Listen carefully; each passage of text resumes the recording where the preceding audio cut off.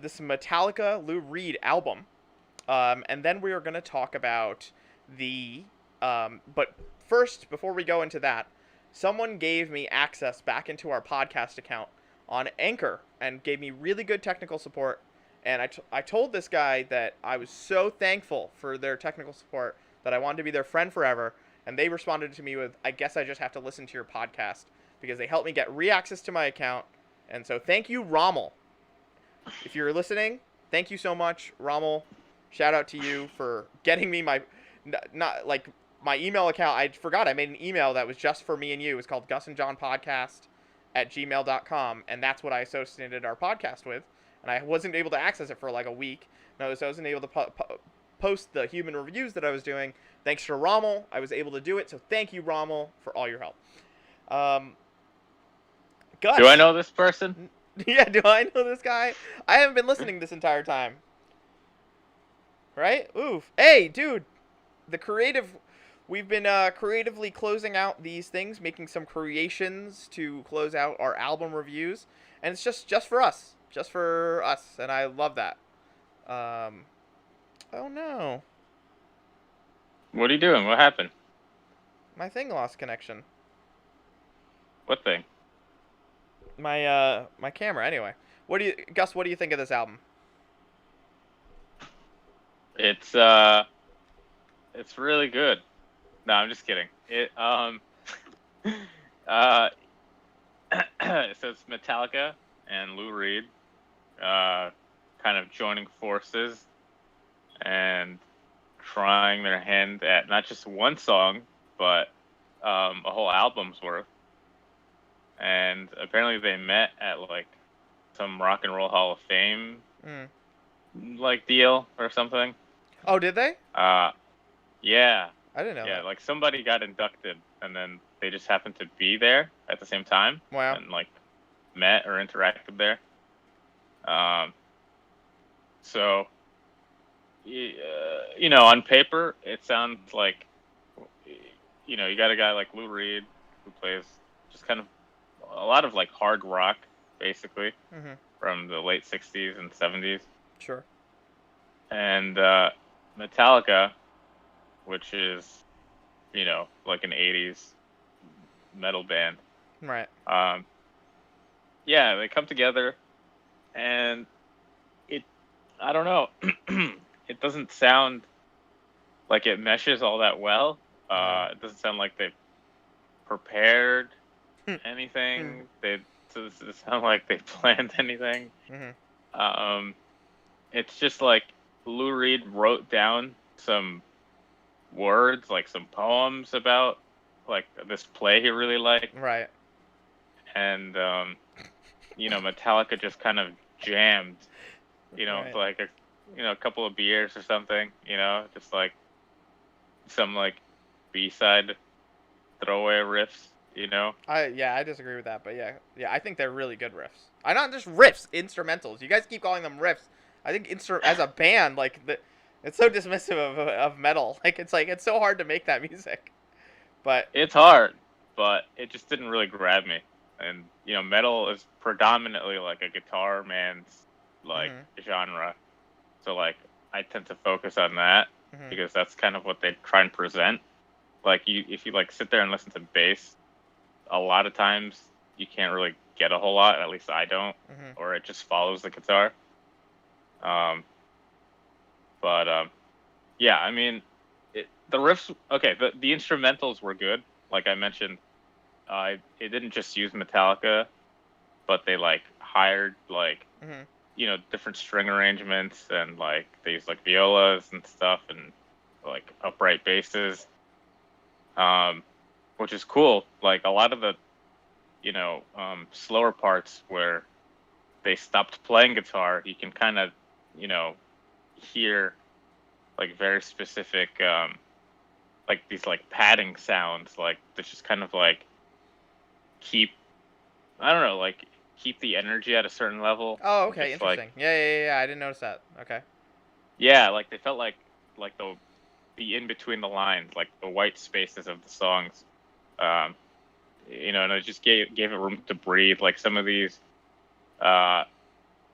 weren't edited down, like for like a pop consumption kind of, like they just their songs are like 5 to 10 minutes Oh my long, god. Yeah. right? Yeah.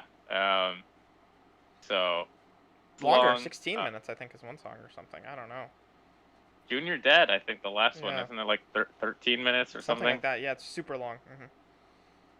or 17 minutes The maybe. last 3 songs of the album total out to 38 minutes. Wow, Yeah. that's a lot. Mhm. Yeah. Um, so yeah, there's quieter spots with like these like different instrumentals that are cool and it's unique to metal, um, Which is cool. which is cool. Uh, it just, I mean, like I say riffs because like the guitar riffs were good and like some of them really jump out at me. Yeah. But some of them don't. Like some of them are just like, okay, well, I've heard Master of Puppets. I've heard like And Justice for All. Mhm. Like, there's just better thrash stuff going on in some of their earlier stuff. Right. Um, but also, they're like simpler. They are simpler. I've tried playing like a few of them, and it's just kind of like very like basic patterns that are just like they just repeat themselves. Right. Um, which Lou Reed is kind of known for doing that. That's cool. But yeah, I mean, it kind of like just fell flat for most of it. It just again like I don't think the vocals really sync up that well with what they were doing, and I don't think any of them cared whether it synced up or not. They're just like kind of like in the moment and like playing it live and just seeing what came out and not really like tailoring that down to anything, just kind of like leaving it. So, I can understand the hate that the album gets, but I think there's some like neat ideas in there that are just like not solidified. It's just like really like a very sloppy thing to put out, I think. And I don't know, like it just feels rushed, like Yes. and unedited, which I don't know. I guess that's what they're going for because that's what they gave us. Right. But Right. I mean, I mean, 13-minute song, like Yeah, come on. they just like let the record go, Right. They just kind of Exactly. like, just like, all right, like how many takes did that even take, Like I'm wondering, like, Yeah. how many takes can you get Lou Reed to like sit there and do that for 17 minutes or whatever? Like, Right. I don't know. Like the band, like the instrumentals didn't really deviate like from like that initial idea. Like each song has like this one idea, and there's like nothing really like all that dynamic about it. Which it's a strong point for Lou Reed usually, but here just you kind of like when you have a band backing you like Metallica, like you would think you'd want to like take full advantage. Like in some interview, Lou Reed said he had a lot of fun and that playing with them felt like being given a free Ferrari, right? Like you got a free Ferrari and you're just driving around. I felt like That's he funny. got the Ferrari and he just went around the block, like Okay. he didn't like take it to the highway, like you Right. have Metallica, like it just felt undercooked, basically to to me. Vegas. It just Take it to the take it desert. to Vegas. Take it to the desert. Drive through that desert. Yeah, Get it on the autobahn. Go. Yeah. it's clear like this was like Lou Reed like spearheaded this, because to me Okay. it feels more Lou Reed than Metallica. Interesting. Okay.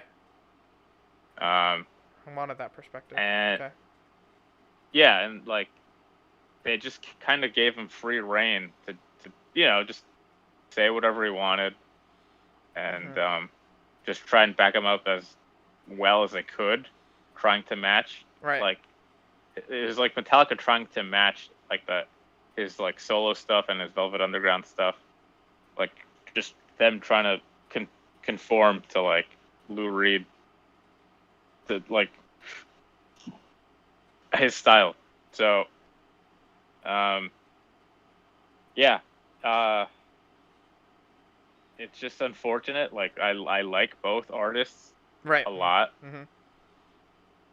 and it just I feel like they needed to just like workshop some of these songs a little Mm-hmm. more.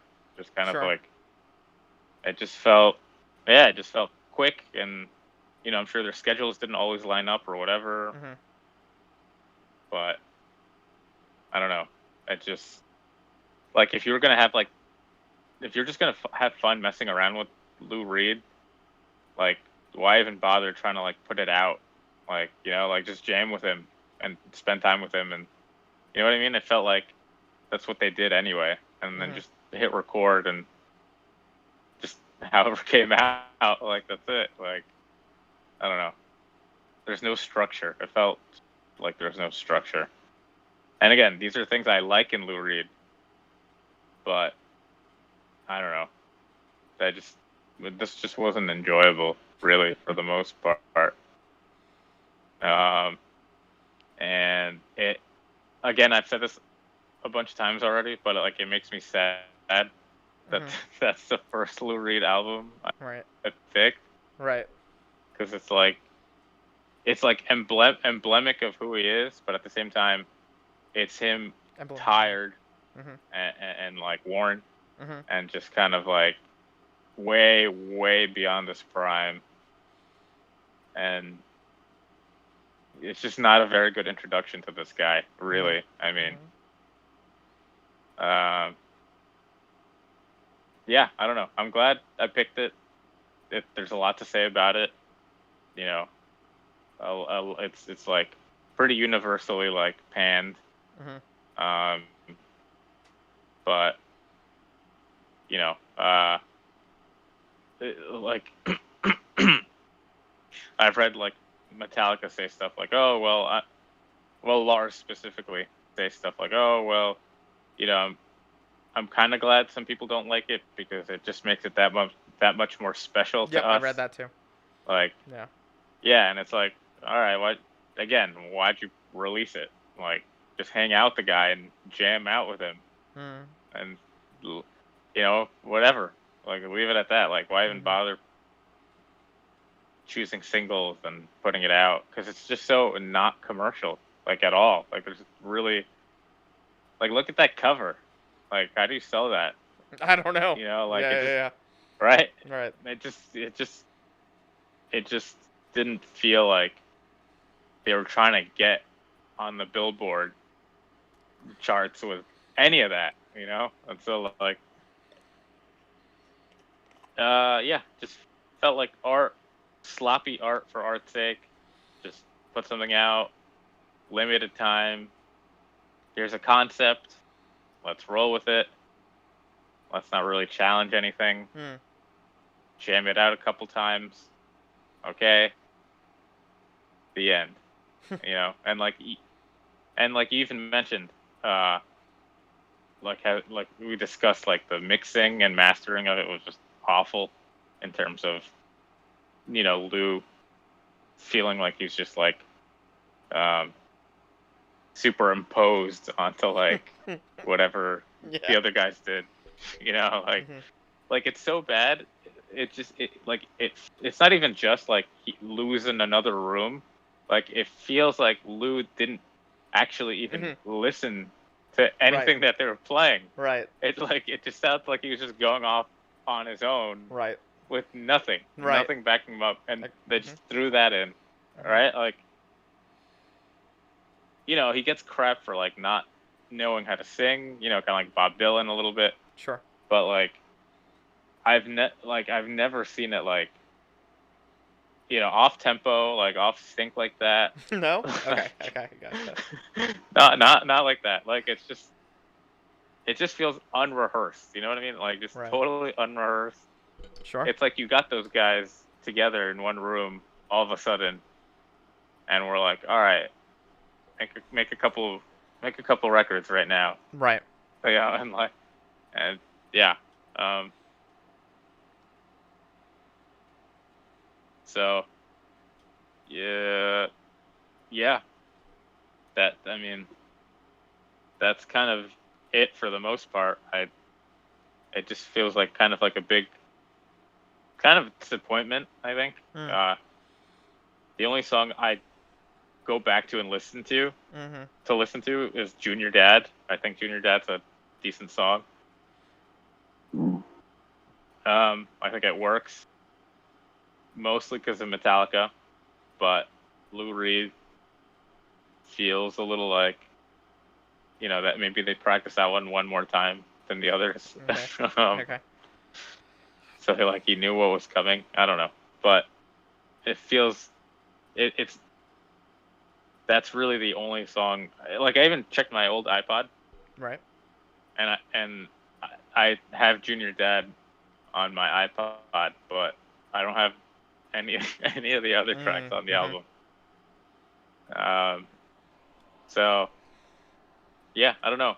I kind of give Metallica props for putting something like that out there, because they had kind of a string of bad albums that mainstream audiences and their fans didn't really enjoy, like Load and Reload and Sin Anger and stuff. And people are just like, nope, no. People were like, no.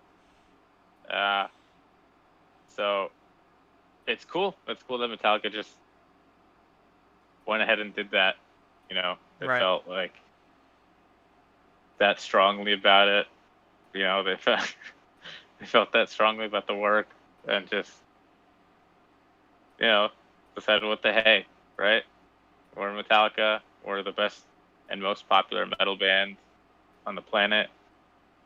Let's just do it, I guess. Let's just put this record out. Who cares? Right. And because some bands don't bounce out of that, but I mean, if Slayer did something like that, damn, I got a call. Sorry. If Slayer did something like that, Anthrax, Testament, whatever, their whole careers might end. People might just Yeah. I think it, especially in that scene, especially because it's so elitist. So elitist. I feel like Metallica is one of the few ones that kind of have a little bit of wiggle room to cause a ruckus within their own fan base, Sure. Because other bands just try to adhere to I don't know, this is thrash, this is doom, this is death metal, whatever, This is not kind popular. of yeah, stay there. So I don't know. I give him props for that. And Lou Reed, I don't know. It was kind of just a big letdown, I guess. Right. That's okay. That's it. I've been rambling for a while. Yeah. What do you think? I mean, maybe you liked it. Yeah, maybe I did. Right.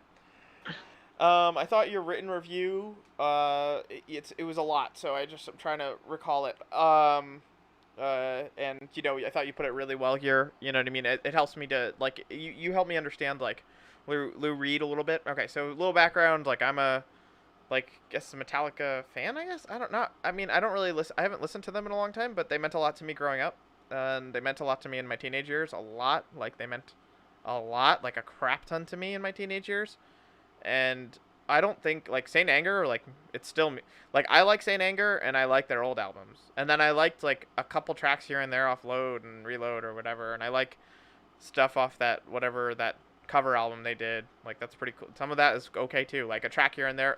It's still songs I like more than almost all the albums we've picked before. You know what I mean? Even some of mine. So it's they're they mean a lot to me. They historically I don't go back to them very often these days too much, but they meant a lot. And if I listen to an old song from even Saint Anger. Like it'll still bring a lot of emotion to me, so it meant a lot to me at the time. And I don't think it's bad. I think it's just like fine. It's good. It's a lot better than some of the music that I've heard otherwise. So like I like Metallica, right? Generally, right? But like they didn't grow with me too much. Like not that they didn't grow up as a band. I don't know. I just started listening to different stuff, and then like I got into Megadeth and whatnot, and I never went back to them. And then you brought this album out, and some of the riffs on this album I really enjoyed. So I broke down my argument into 3 points here. But I don't remember what the second point was. So maybe I'll just break it down into 2 ideas. So it's really easy to understand where I stand here. There's a central idea that underlies my entire thing, and I feel really good because this pick. Let me say this pick first before we go into any of that. This pick was incredible. This is a great pick, divisive, shocking, really like it takes you out of like the element. Like we're picking all these genre albums, like you know what I mean, like. Every so often you have a pick that's like a little bit like like interesting, like wow, that I didn't see that coming, but like this one was like not just shock value, but like an album, like it's a real album and it's good, you know what I mean? Like I tried changing things up a little bit with picking the comedy stuff early on, even then I did that, but I returned to that a little bit with Daniel Tosh, which was cool and fun, to do, and then you up the ante and you really picked an album, right? That kind of I don't know. Okay, so it was a really great pick. 2 parts.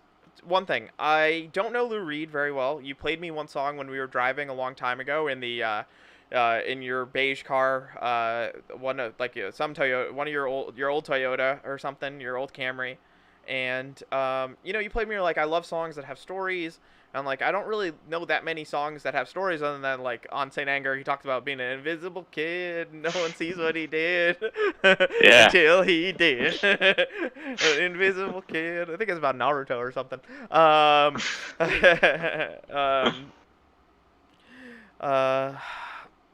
and then so I don't really know that many story-based songs. Like if it's a story, it's not a story. I don't understand lyrics half the time.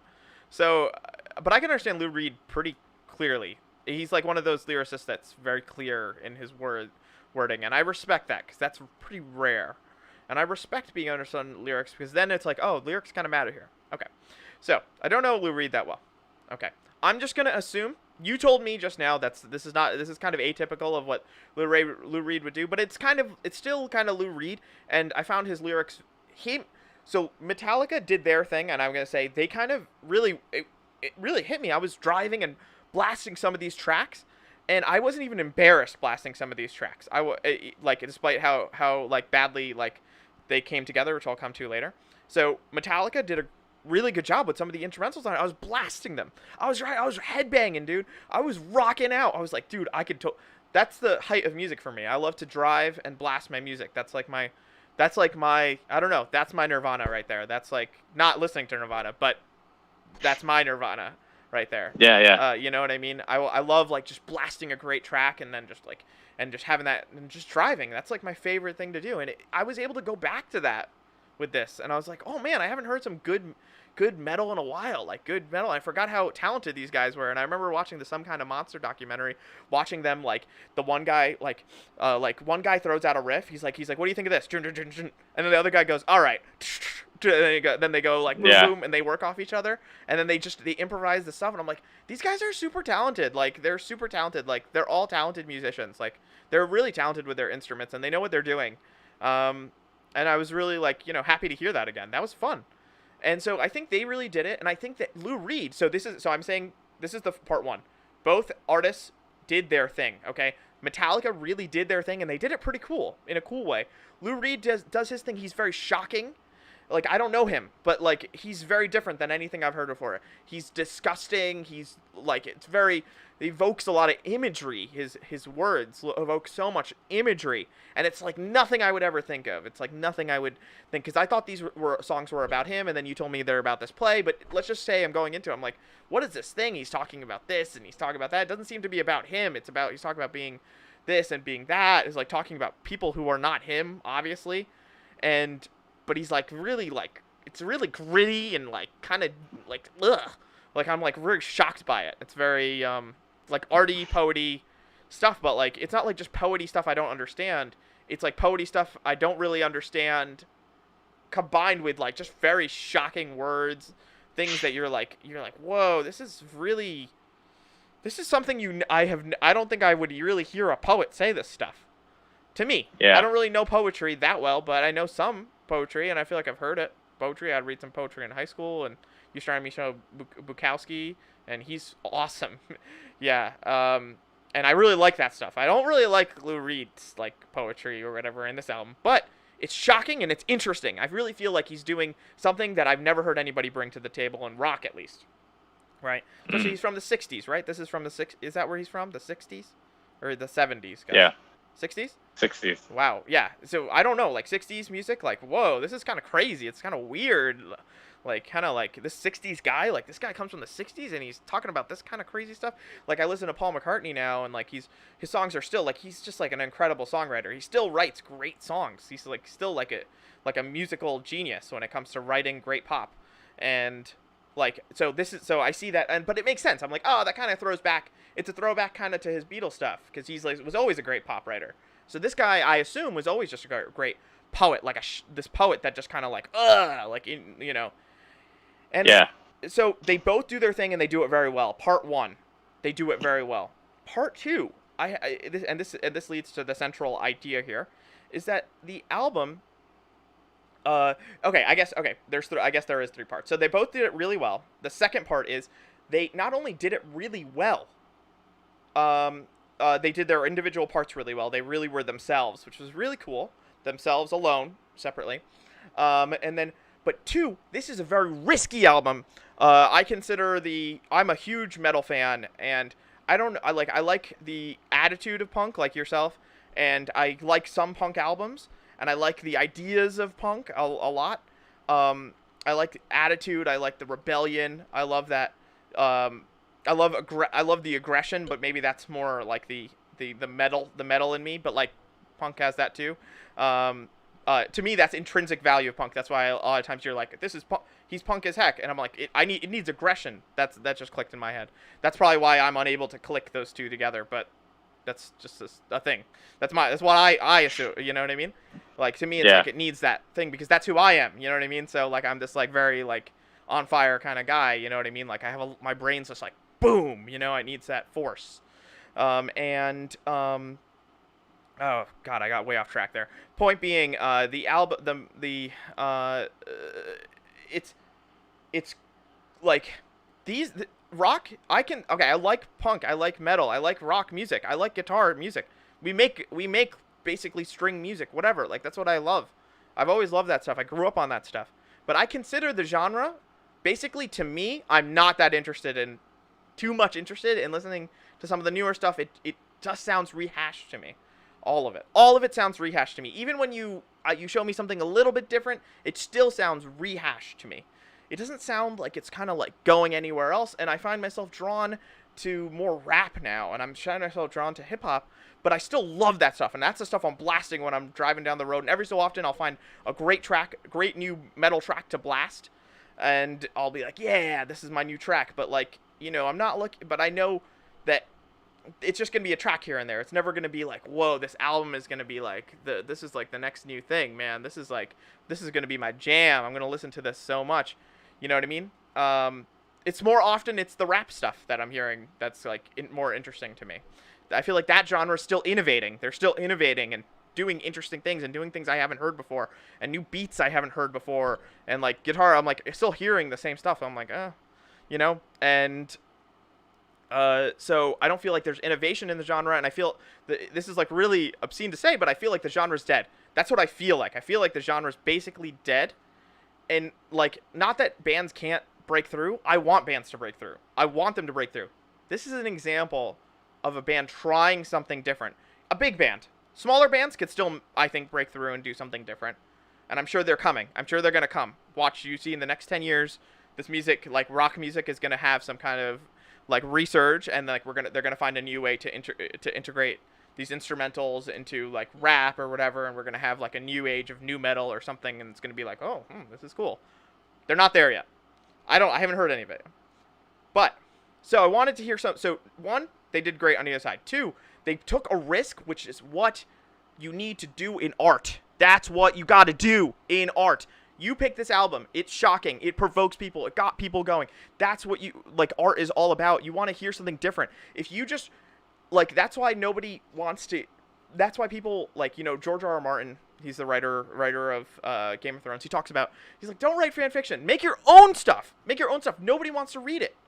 Right? And it's true. People don't want to really read the fan fiction. People want to read something new, something brand new. They want to hear something original. If you just copy and just rewrite a track, and you're just going to be like, you want a new spin on an idea. That's what we actually want. We crave it all the time. That's why if you write a story and it's just, it's just Brothers Karamazov that you just change all the names or something, and you rebrand it, right? It's like, you're like, what is this, dude? Like, I already read this book. I already know a better book that does this better than you, and I read it. So, like, we always want innovation, right? Like, we're not looking to play a new Super Mario Brothers game. We're looking to play a new game. Right? We're like, oh, we already made Super Mario Brothers. We already played it. It's fun. We have this game, right? And they perfected it in Super Mario Brothers 3. Okay, let's do something different. Let's go 3D. Like, they didn't just make Super Mario Brothers over and over for each system with just different levels. They innovated, and that's what kept it interesting. Innovation, risk, doing crazy things. That's intrinsic to good art. It's actually intrinsic to great art, right? And that's what this was saying, like, in a big way. Like, you said in a really interesting way that that's a really good point you made, that this album doesn't take, Metallica can take risks because they're kind of in the pop sphere more so than any of those thrash bands were that you just mentioned, because we know them, our friends know them, that's it, you know what I mean? We know, like, they're not in the pop arena, right? And so they can take a chance. But in my opinion, it's like, what else do you have to lose? I'm sorry. You're losing fans right now. What's popular right now is rap. You look at the top 40 right now. You look at what's selling at the top is music that's different than this music. So you got to do something different if you're going to want to do this. And you might want to hear something different just because you want to just try. You're bored. You know what I mean? Bill Burr once said about his comedy, he said, people ask him, why don't you just keep doing your same jokes over? And he's like, sometimes I just get bored of saying them the same way, these same jokes all the time, right? You said to me once about Blink, you said, like, or something, like, you're like, oh, I was like, oh, they're kind of singing that different. Like, they probably get bored of singing it that way. And Bill Burr's like, no, I'm just going to write new material because I want new stuff. I want to say something different, right? Yeah. And that's great. Write something new. Maybe say something different. You know what I mean? Like we know comedians. There's comedians out there there's specials out there that I will not mention, but they're like really groundbreaking. They're like, and that's why they're popular, and that's why they win this and they win that, and they're super popular and they divisive and this and that. Guess what? They innovated. Whether they did it, whether that's a good thing or bad thing, whatever. That's why people are paying attention, though. And so this is an innovation. So that's really cool. That's really cool. This is the direction bands should be taking. This is the out-of-box thinking they should be using. You thought out of the box to bring this album into the thing. You really sparked some new energy, reinvigorated the franchise, as you say. Right? That's cool. You reinvigorated it. The idea is here. This is why you can't look at it as like, oh, this is just a failure. This is like, someone tried something different and they failed. Like, oh, let's stop trying things that are different. It's like, oh, I tried to walk once. It didn't work, so I stopped trying. Like, no, like, the idea is that it's a really cool idea. You could walk, you could be bipedal. Like, wow. Crazy, right? Crazy concept. I couldn't play. What about you, right? You started ukulele. You weren't great when you started the ukulele. You had to learn chords, and it was hard to change chords. Was it hard to change chords? Right. Yeah, very, very hard. You failed. You didn't sound as good when you were the first week. You weren't that good, right? Were you sounding good? No, you weren't. But you were aspiring to something better. And it takes time to get there. And if you just gave up because you were just like, after a week of this or a month even of this, of sucking, you didn't have the vision to be like, oh man, there's a vision here of where I can get to. So people see this album as like a failure of rock, where it's just really saying, this is like them trying to step out of their boundaries and failing. You know what I mean? Like, and like, failing is good. Like, failure means you tried something, like, failure might mean that you tried something different. You know, you tried something new. And that's exactly what it means here. And that's beautiful. That's a great thing. That's a great thing. That's why I'm so happy we're on today for this album to talk about this here, because this is really important to me. And I think you did a great job picking it, because it's exactly what rock should be doing. And now, because this didn't work, rock's not going to do this anymore. All right, rock, whatever. You know what I mean? We'll stop trying, right? So metal, it could, like, if they tried this and it worked, every metal band would be doing something interesting like this, some combo act with this, and they'd be following suit. All those bands you'd mentioned. Am I right? Yeah, right? Totally. Totally, they'd be doing this. Like, go ahead. No, I was gonna say, like, they would follow suit, because, like, these guys paved the way. So it's like, okay, now there's a new path, you know, like, there's a new direction, and these people were unafraid to pave it, you know, and like, they didn't have to do the dirty work of it, like the risk taking part of it. Exactly. So, yeah. Exactly. You know this in music. I know it in other things, because I know other things maybe a little better than I know music. Like, there was Mario imitations after Mario came out, right? How many? But what do we always remember? We remember the law of firsts. There's a book, the 22 Immutable Laws of Marketing. There's a law of first. The person who gets there first has the advantage of staying in the person's mind, because once you get in the person's mind first, you are there permanently. That's just how brains work, right? People who are there first, a lot of the time, stay first. A lot of the times they do it right? And people follow suit and they try to copy them. It happens. We all see it. Yeah. Right? We're all imitating people who've always done. We're not like, oh, let's come up with this new thing, right? And so, you know, this whole like, oh, crap on it because it's bad. I hate that talk. That's why I hate just talking about this over text. I hate it. It gets me angry. It's like, look, dude, this is artistic expression. This is people trying to do something different. And maybe they didn't try that well, but look at them. They're trying something different. They're trying to reinvigorate a genre. I love metal. I want to see it back. I want to see people like headbanging, you know what I mean? I want to see it blasting. I want to hear people blasting it down the street, you know? I want to see garage bands like just rocking out. That's what I want to see. I'm not going to see that though, because people are like, they tried something different, weird, too different. It doesn't even sound good. They didn't do a good job of it, but they tried. Do you see the idea of what they were trying to do? The idea is something that's never been done before, in my opinion. Yeah. From what I've seen. No. It hasn't. What other album sounds like that? None.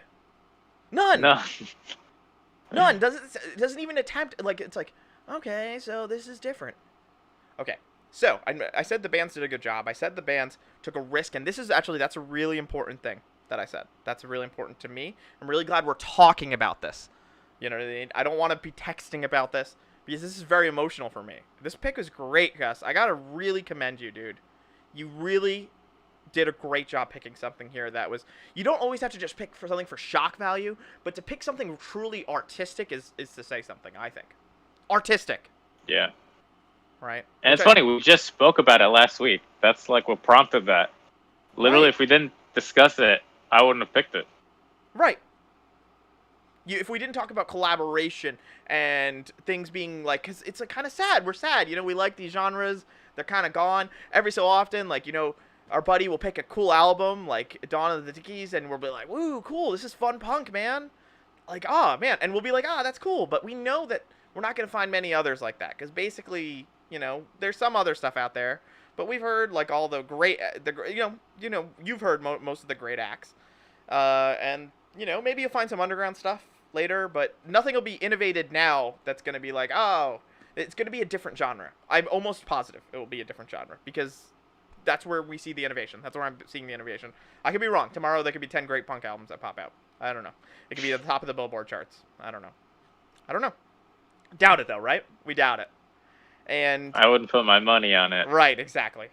Right, so you pick something really artistic, and I think that's the kind of the point of Lou Reed, though, right? To do something artistic. I don't know him, but he seems like an arty guy. You say the word punk, I say art, because I think art takes risks, and I think that's actually different than punk. Punk is like maybe like, you know, about like just like boom, authority, boom, this, like boom, this is what everybody's saying, but art can be that too. Is that way too, but in an artistic way rather than an aggressive way. You know what I mean? That's how I see it, but I totally get the way you see it. It makes sense to me. But in an artist, as an artist, and I think that's how he sees himself. Um, it's maybe that's kind of the point. Thirdly, so this thing sounds like crap, dude. So this thing sounds terrible, right? So this thing sounds all wrong. This sounds terrible. I'm blasting it down the street. I'm just glad that I'm blasting it, but they can barely people on the street can barely hear me. Can hear the vocals of like da da da, because usually in thrash is like the you go and this is it. Yes, I will go and you will die. Okay, so people don't really understand the lyrics and of most metal. They call it screamo. They call like thrash metal screamo, and I just stopped talking to them after that. Like they call everything screamo. Everything's screamo. This is screamo. It's like you never even like. I know they've never even listened to the music. I was like, oh, screamo, and it's not screamo. A lot of them are not screaming, dude. A lot of times they're not. They're just talking, right? Which is what Lou Reed does, right? So maybe he does it better than the way they, right? Like maybe this is what they were. Maybe he's screamo. Maybe he's screamo, right? Exactly. Is Tom Waits screamo? Like, come on, just relax, dude. He's yelling and he's kind of gravelly. Oh, that's screamo. I hate that. I really hate hearing that. Very dismissive. It's very dismissive. It's almost always dismissive of the music. And but it is what it is. So, anyway, this album is terrible. And it's awful. It's really bad. But it relates back to, like, I mean, it's bad, dude. Like, I'm talking about it being an artist. I'm talking about this. It's not good. That's why it's bad. That's why people don't like it. Right? Yeah. Yeah, some people don't like it. It's not a good album. Those aren't good songs. It's not good music. It's not good music, right? No. Nope, that's the build up there to that idea that this is awful. This is awful. Like I literally listened to the first everything but the last I don't know, like I listened to the first hour 10 like straight on active, and the rest of it I listened to it while I was doing errands. And like I wasn't as listening, and that's why I kind of maybe didn't even get into Junior Dad as much. But I enjoyed your creative closers for those quite a bit. Okay. I'm glad that we have those. I'm gonna go back to those sometime, just like them. That's why I like them at the end of the chat. And then I could just go ahead, listen to them, be like, this is fun. That was really funny. That made me laugh a lot. And so I'm sorry I didn't even get into those songs because I was like, you know what I mean? Like, you guys use so much of my time already.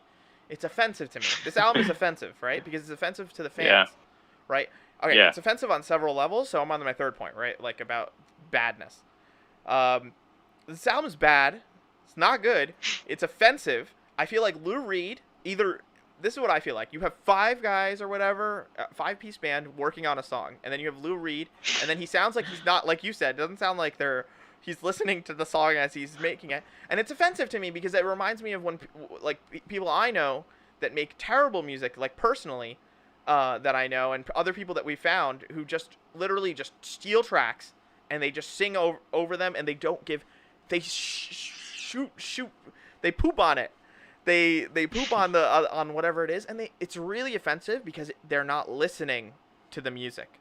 And that's really because music's about listening and responding when you're adding other tracks. That's how I listen with you. Like, maybe all the tracks that we've made together aren't all great, but I feel like they don't sound like it always sounds like whatever note I'm trying to at least hit is trying to match whatever chord you're trying to play. And like, I may not know what note in my mind, like A goes to this, but I'm trying my best to meet up with you, right? And that's how we've made music.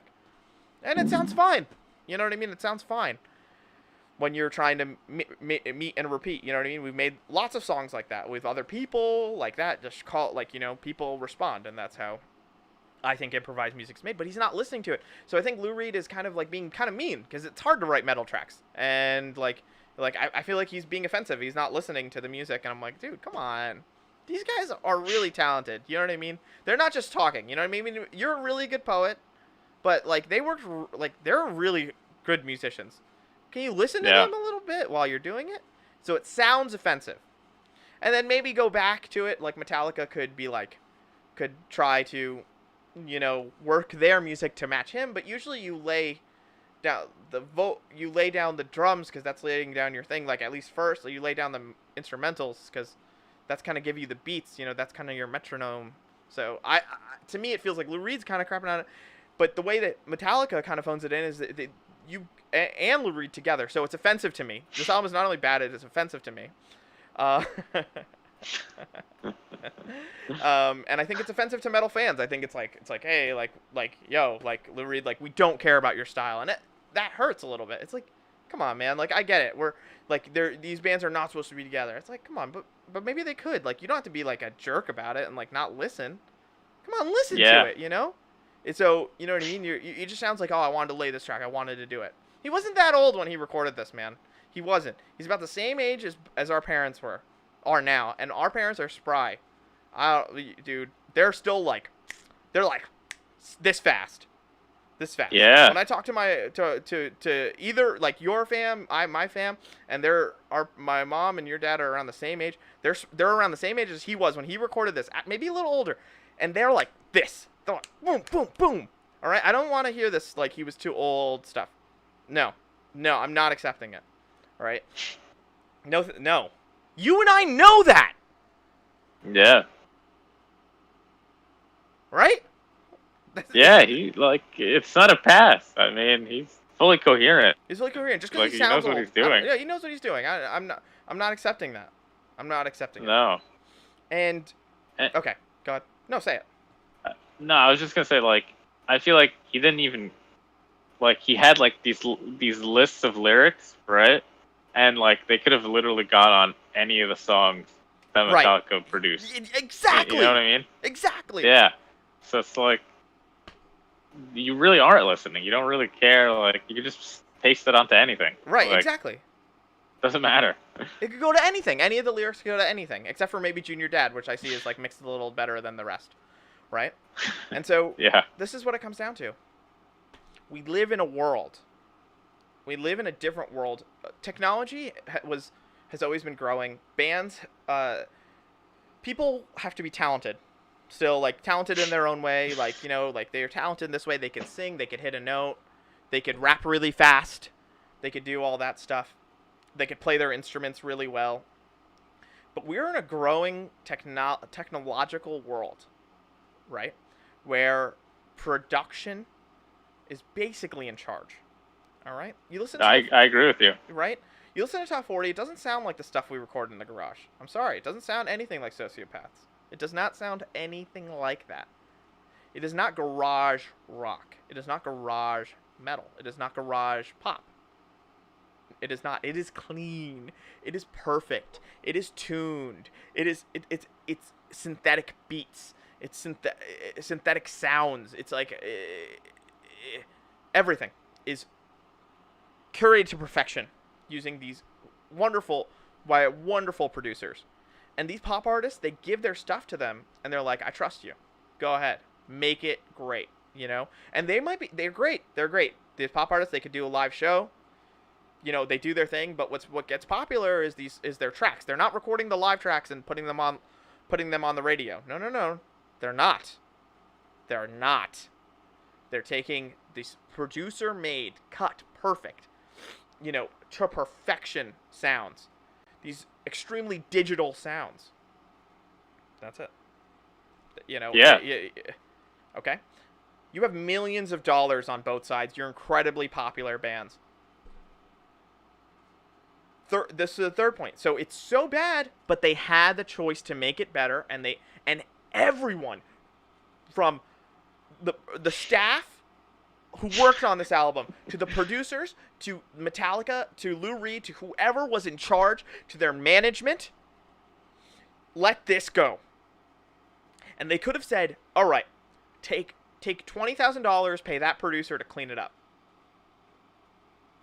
Yeah. I gave you the example of our friends who take songs with kind of like with slower raps and fast EDM songs, or EDM songs that are even, they're filled to capacity. If you look in Audacity, on like you'd put them in, they'd be filled the waveform, right?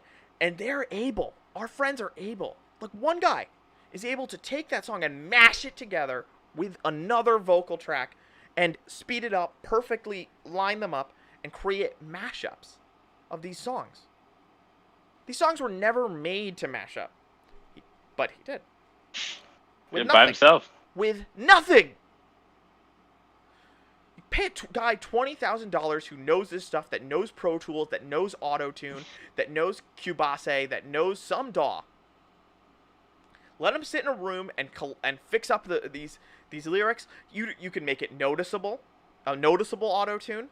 Using any rap song now that is like that from the new wave of rappers, the SoundCloud rap generation. They auto-tune all their stuff. All the stuff is auto-tuned to sound a certain way, right? From the SoundCloud rap people, like that's a very specific genre. Not all rappers are like that, but some do, and they fix it. It's all made to perfection, right? Because maybe they want to make it more listenable, not to sound like just like everything else. And yeah, they're great rappers in their own right, but they want it to sound more sing-songy, like the music that we grew up on, the Blink and stuff, you know, and it works. Yeah. Old Town Road is a hit, huge hit. I love it. I love Juice WRLD, I do. I love Lil Nas X. He's awesome. I listened to a little bit of his album. Great stuff. He's doing some really interesting stuff. Old Town Road was a genre crosser. Genre crosser worked. Oh, sometimes it could work. Yeah. Oh, wow. It could work. Wow. Guess what? Production.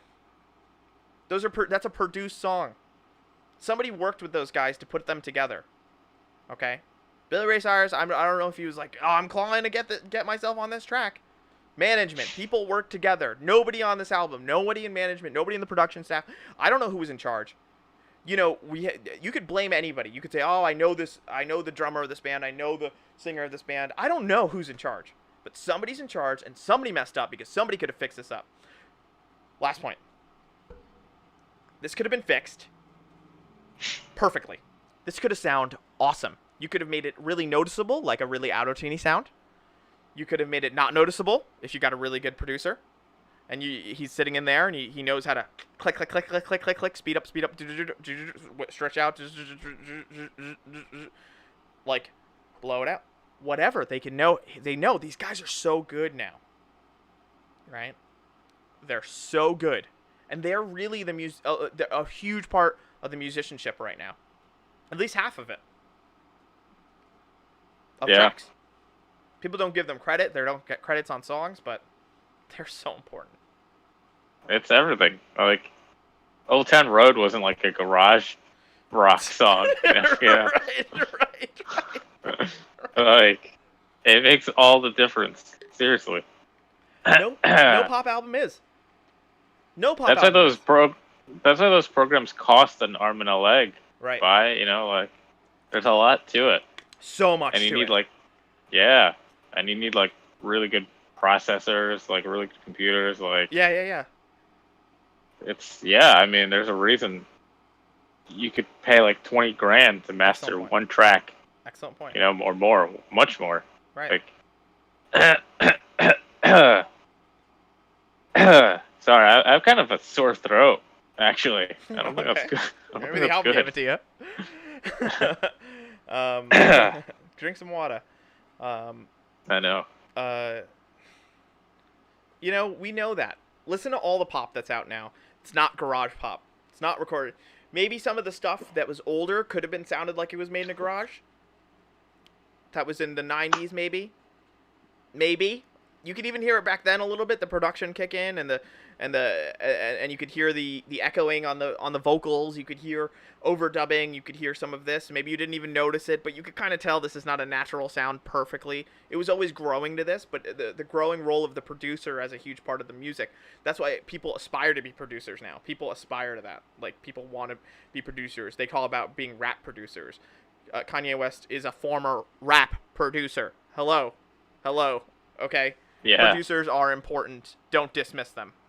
And people do, and it's not like a very thoughtful thing to do. If they were to like sit there and read about how their music was made, they would know that, you know, and you should because, You know, you should know. It's like this one person. Like you get one pop artist. You know, and they are really talented in their own right, but they have producers do it. You know, I listened to the latest Taylor album, end to end, and that album was not recorded in a garage. It was not. Yeah. It was not. It was her doing her thing, very different than what she's done. Very like there's no pop songs on it, but it's produced. It's produced. It's cleaned up. It's recorded very well, and these recording technicians are great. These recording engineers, you know, the recording engineers, the production people. These guys are great at what they do. They're half the music to me.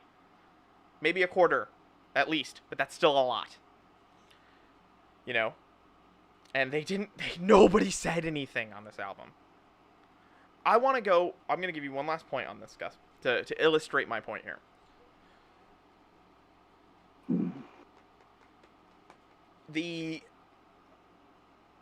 We saw this in the early 2000s to now.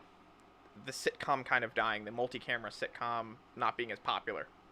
We saw it happen. Television, dramas, even stuff like that. People stopped watching as much, right? And people moved to reality television. Reality television is one take. People, maybe interesting people. They're interesting people. And one take.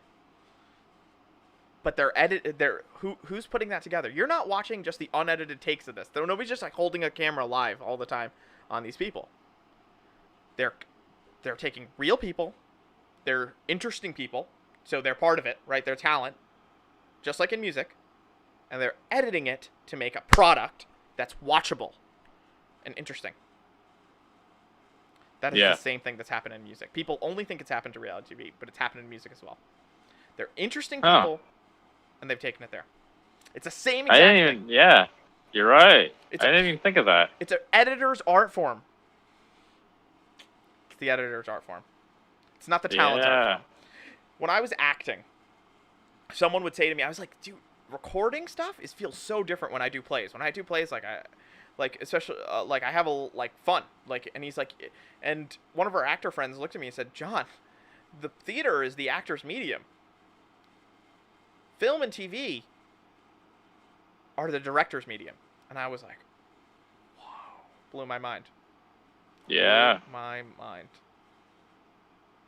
No, that's great. Honestly, I didn't even think of it that way at all.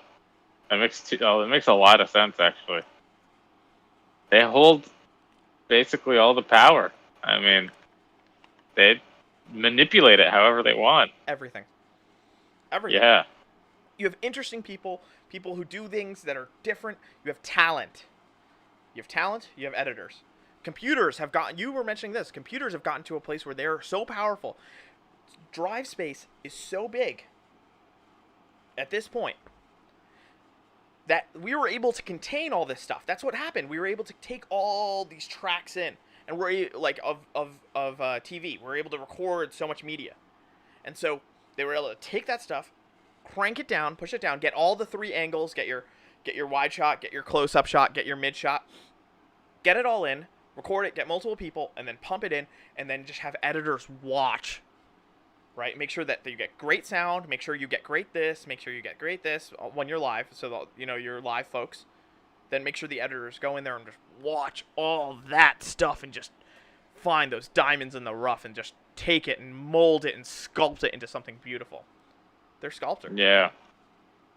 They do it with reality TV. Reality TV is incredibly popular. It's still popular to this day. People watch reality television. It's amazing. I even like it. Right. You can't look away sometimes when you're watching it. You can't look away because it's so well edited. You have conflict. They build conflict. They do this and they do that. They do things that I don't even know. I would love to talk to someone who writes the stuff and says oh, okay, yeah, we're trying to build this storyline, so we made sure that we establish certain things in the story, certain villains, certain this, certain that. And we have to establish that and keep going back and reestablishing this, and then we establish this arc, and then we develop an arc with it, and it's wow. And that doesn't give anything. That's not say the people who are on it are bad. They're not, or they didn't do anything. They're not artists in their own way. They're not talented. They're performing. You know what I mean? And by being themselves, or they're performing by doing anything. Okay. I watch a form of reality television now. I watch podcasts on YouTube. That's basically reality TV, right? That's people talking, right? They always have an engineer in the room though, putting it together. Right? Yeah. For the most part. Some people don't. But they usually do. They're like, I have a producer. They always say it, I have a producer. All the best podcasts have producers. You look at the top 10 on thing, they have a lot of them have producers. Some of them are able to do it on their own. They're their own producer, which is like really cool. But they're still producing. Because you're creating a digital product. Yeah. We're all creating digital products, and digital can be manipulated endlessly, unlike analog. Analog is so much harder to manipulate. Digital, you could change every little bit. Literal bits. That's what people do. They change bits with these super powerful systems, and they were able to do it. It's crazy. But that's the Dude, yeah, they're the sculptors of the whole thing. Yeah, entire thing. Yeah, I didn't even. Yeah, I never framed it that way. That's really interesting. Because they do tell a story. They do have to map things out. They do have to like set the stage, and like, you know, put a neat little bow on top, like, you know, in the cutting room. Like, you just it's for us to consume, you know, and for us to not look away and be entertained, and like that. I mean, that is worth a lot, and I hope they get paid a lot, because I mean, yeah, geez, no, you're right. You could frame anything however the hell you want as an editor, and like I'm not an editor myself, but like I've edited things, and you can basically play God a little bit. You could kind of just take things and do what you want with it, and like frame it however you'd like, and like even with like barely any skill involved, like you could slap something together and just put a fresh new coat of paint on it, like make something sad, or make something really urgent, or, you know, like, and it's all in the editing. It's all like in the what you do with the raw footage. Right. So that's cool. Yeah, thanks for pointing that out. I didn't think of it that way. Yeah, I appreciate you. That's why I'm so glad you picked They this hold album. a lot of power. You picked something that really illustrated so many points, Gus. Like, this is incredible, dude. Like, to like you could listen to this album and be like, all right. Like, I think about this a lot, right? Like, we all die. Everybody dies. I'm gonna die. You're gonna die. Everybody dies. But like, what have you done, right? And like, you listen to this album, you learn a lot. And by this discussion, like, think about the epiphanies we're having about this thing. You know what I mean? I was able to understand so much more. Like, we're understanding so much more by this album pick than we are sometimes. Where we're like, the guitar, like you said one time. How many ways can you say that the guitar sounds good? I like the guitar, right? You know? Yeah. You want a discussion. You want real art, and this is art. This is what happens when you make real art. And you fail, maybe. It's okay. But you fail really miserably. And this is what happened here. And we are able to understand this thing, the bad things illustrate the importance of other things. You watch The Room, you're like, oh, you need a good script. Oh, you need to rehearse. Oh, you need to do this, right? You're like, you don't realize you need those things because we all we see is perfection. And it gets boring. Yeah. When nothing is out there that has flaws. You never listen to anything by somebody who did everything right but one thing. And then you're able to like, oh, when they put millions of dollars into a project and you're saying, oh, if I had $1 million, everything could sound good. No, maybe not. Maybe not. Maybe The Room isn't good, right? It isn't. But it's endlessly watchable, right? You're like, oh my God, what the heck? And yeah, you know, yeah, that reminds me of actually Dostoevsky. Like he talks about that in the smaller book, Notes from Underground. Mm-hmm. Like he talks about like, what if we achieved like a utopia? Like he calls it the Crystal Palace. Mm-hmm. Like we finally achieved the Crystal Palace. Sure. And there's like, it's just perfect. He says that, he argues that even if we attain that, there's going to be like the one guy who's going to just break something just to know that he can break it. You Right. know, just Right. to know, just to see what that looks like, just to Right. see, like, you know, like to be flawed is to be human. You know what I Right. mean? Like, I think Mhm. Right. in the music I consume, like, it doesn't always sound perfect. You know, Right. and there might be like little hiccups here and there, but they're memorable, and they're memorable like for a reason. Like when you have something like to the nth degree of perfection, it becomes bland and stale and over, and like you can't consume that forever. It's just Nope. you're not gonna enjoy it. Um, so I think the risks are necessary, like Completely. for entertainment, like for just the advancement of art. Like I think it's like it should be a prerequisite, you know, Mhm. almost Mhm. just kind of like to take a risk. Like Right. you're right, it's intrinsic to the art It's itself. Like intrinsic. it's yeah. I think yeah, without it, you just that's why you hear like pop is bad all the time. Right. Like people just throw that around like, oh, pop's bad, the radio's bad. Yeah. You know, like that's where that comes from. You know, it's just like the overproduction of something. Like Right. it doesn't take risks. You know, it's just safe material. Mhm. Like it doesn't work. It doesn't always work. You know, like you said, you throw millions of dollars, you're not guaranteed anything. Right. Like, um, so I'm so glad this album even exists. Like we're still Right? talking about it, right? Like we're not talking about load or reload Nope. right now. Nope, we're Like, not. no. Uh, I think this is an important album. I it even got the other guy in our group to discuss a little bit. You know, he Yeah, even right. said like, "Oh, he's like, this album might sound better if they did this." Right. You know, and that's an idea. Right. Like at least, you At know. least. um, but yeah, I don't know. It's hard. It's hard for me to just ultimately dismiss things as garbage. Like I always try my best to Right. like, like viscerally, like in the moment, just like in that initial listen, I might feel like, whoa, Mhm. bad. But I don't know. I try to put myself in the shoes of like what the Mhm. what they want the audience to absorb from Mhm. it. Right. And like even if I don't personally like it, I just try to look at it with like an open mind, Mhm. even if it's not my thing. Just like the way it was intended, like intended to be Mhm. listened to. Um, but yeah, I'm just very happy that they even got together and even just did this thing. Like, Yeah. who cares, right? That's Like, awesome. it didn't tarnish anybody's reputation. Like, No. nobody died. Like, No. You're fine. it's You didn't hurt anybody. yeah, It's art. You're actually doing yeah, art for once. That's cool. But everybody in yeah, the room was wrong, though. Everybody, nobody said anything. Everybody listened to it, didn't say anything, and you had millions, and they could have fixed it. They could have fixed it, yeah. and that's That the could have sounded better. that's it. It could have sounded great, but it's art though. That's another thing. It's real art. I like that.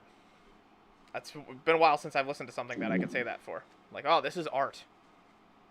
This is really art. This is somebody trying something different. And you're right. I'm so Yeah, happy it happened. I'm so happy the room exists. Right. In a similar way, it's a little different, but similarly, I'm happy it exists. It's kind of like the room, the album, kind of a little bit, you know, mm. and but like instead with these titans in it, and like wow, this happened, and it's sad because they did it all wrong and they had millions and nobody in the room could say this sounds bad, and somebody knew. I don't think that everybody was just brainwashed. Maybe everybody thought this sounded great. I doubt it. Somebody knew this doesn't sound right. And if they had an ear, and they do have an ear, both these artists have produced albums that people like, right? I know one song by Lou Reed, "Take a Walk on the Wild Side," right? I know that song. Right? I didn't know that was him. Yeah. Okay? It's a normal song. It's a pretty normal song. Sounds good. Really, sounds nice. He knows how to make music. I know he does. Yeah. They know how to make music. They made a lot of great albums, and they've made a lot of great tracks. You know. You know. You know it sounds good. You know. Right? But you maybe didn't want to tarnish it, or you didn't accept the role of the producer, and maybe that's against what you guys are both doing, and this is what happens. And therefore, you do a disservice to metal in that way if they're taking it that way. But if you're a metal fan and you take this album that way, you're taking the wrong message away. All right. If you're an avant-garde artist, spoken word artist, whatever the heck Lou Reed is, a spoken word man, avant-garde art rock, right? If you're an art rock artist and you're like thinking, well, maybe we shouldn't collaborate with anyone because God forbid we collaborate with somebody who is doing something really cool and interesting. It will sound like Lulu. It's like, no. It's like, it could really work, and it could explosively work. Explosively work. I, for the most part, am that guy that you just talked about.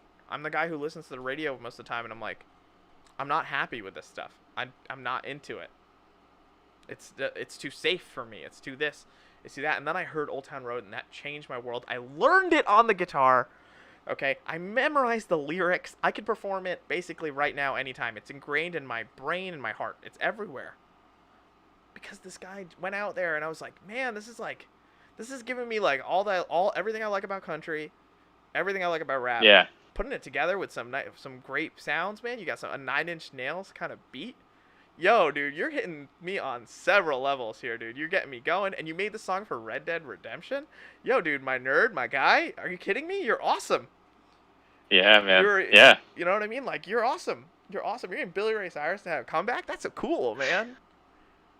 You know? That's cool. That's cool. And if you think that metal can survive by doing what it's doing right now, and it doesn't listen to this, and I think this album hopefully it helps us as people take more risks in our life and take risks in our lives when it comes to the art we make and all this stuff, and not think to play it too safe. It's like, if you're gonna write, okay, I'll go for me. You know what I mean? Like, if I'm gonna make a video, or I'm gonna do, I'm not, I tried to imitate everybody. I tried to interview people.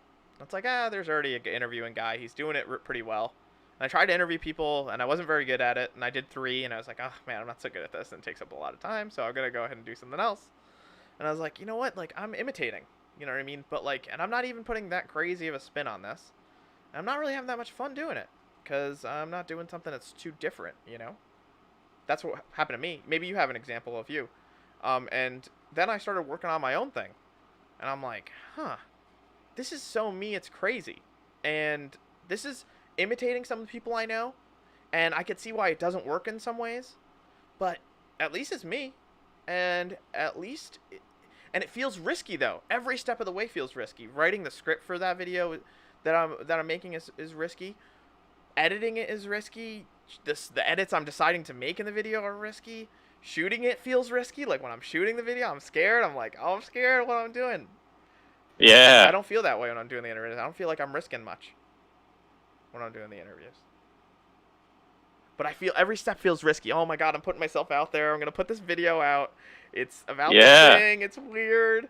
Oh, the script is not so great. But I shot it already, and I need to edit it. I need to make it work. And it's like, I'm scared to finish it, and I need to put one little last touch on it, and my video's done. I finished editing it after like a week or so, whenever I showed you that script, and I finished basically editing today, and I have one little thing to shoot for it. Oh, cool. And it's done, and I worked so hard on it, and I own Premiere, and I subscribe to Premiere. I have Adobe Premiere. I learned it a little bit, so I'm a little bit okay with Premiere. I'm okay with it. I'm not great. Wow. I edited it. Okay. I did like crazy in Premiere. That video I made for the creative closer was made partially in Premiere, because I made the slideshow in the slideshow. They make really good slideshows on iMovie, because they auto kind of like do the slides. I need to just fix some stuff, so it was focusing on the parts that I wanted to focus on, the face of the person who I used in the slideshow, and then I put it in Premiere, and I got good at it. I saw in Premiere that you could do this thing where you could the slideshow was too long, so I sped the slideshow up, not by just clicking like double speed. You could actually say how long do you want the slideshow to be, and it'll auto change the percentage speed to match the song. So, and it auto did it. So I said, oh, I want this to be 4 minutes, 22 seconds long, and it was 5 minutes. I said, okay, that is equal to 122%, 0.99925. Crunk. Zoomed it down. Boom. Boomed it down. And I'm like, you know what? Like, I took risks here. You know, I'm learning stuff, and every step feels risky. And maybe I'm not making groundbreaking art. My video that I put out might not be groundbreaking, but it's risky, and it feels more me than imitation. Maybe you have that too, that you're like, this is kind of like an imitation that I made before, and this is something that feels more risky. I don't know. You tell me. Yeah, I was telling you the songs I was writing. Yeah. Yeah, like that in itself feels really risky, right? It's a little scary. Yeah. I'm just a little like, oh my god, I'm a little scared. Yeah. I'm getting. Yeah. It's the same feeling though. It's the exact same feeling. It's the exact same feeling. Oh crap! Like, oh my god. I'm like totally. I'm leading this. Like, this is me. Like, these are my songs. Like, right. The production isn't gonna be perfect. Oh god. Like, I'm gonna sound terrible. It's a lot of things. It's so much so that I get like scared to shoot. I was scared of shooting. Oh my god, I'm terrified. I was terrified of shooting. Yeah, you know what I mean? I'm like, oh, I gotta. Oh my god, I can't shoot. I don't want to shoot. I don't want to shoot. What if I don't? Oh my god, I don't want to shoot it. You know? Yeah. Do you get recording anxiety?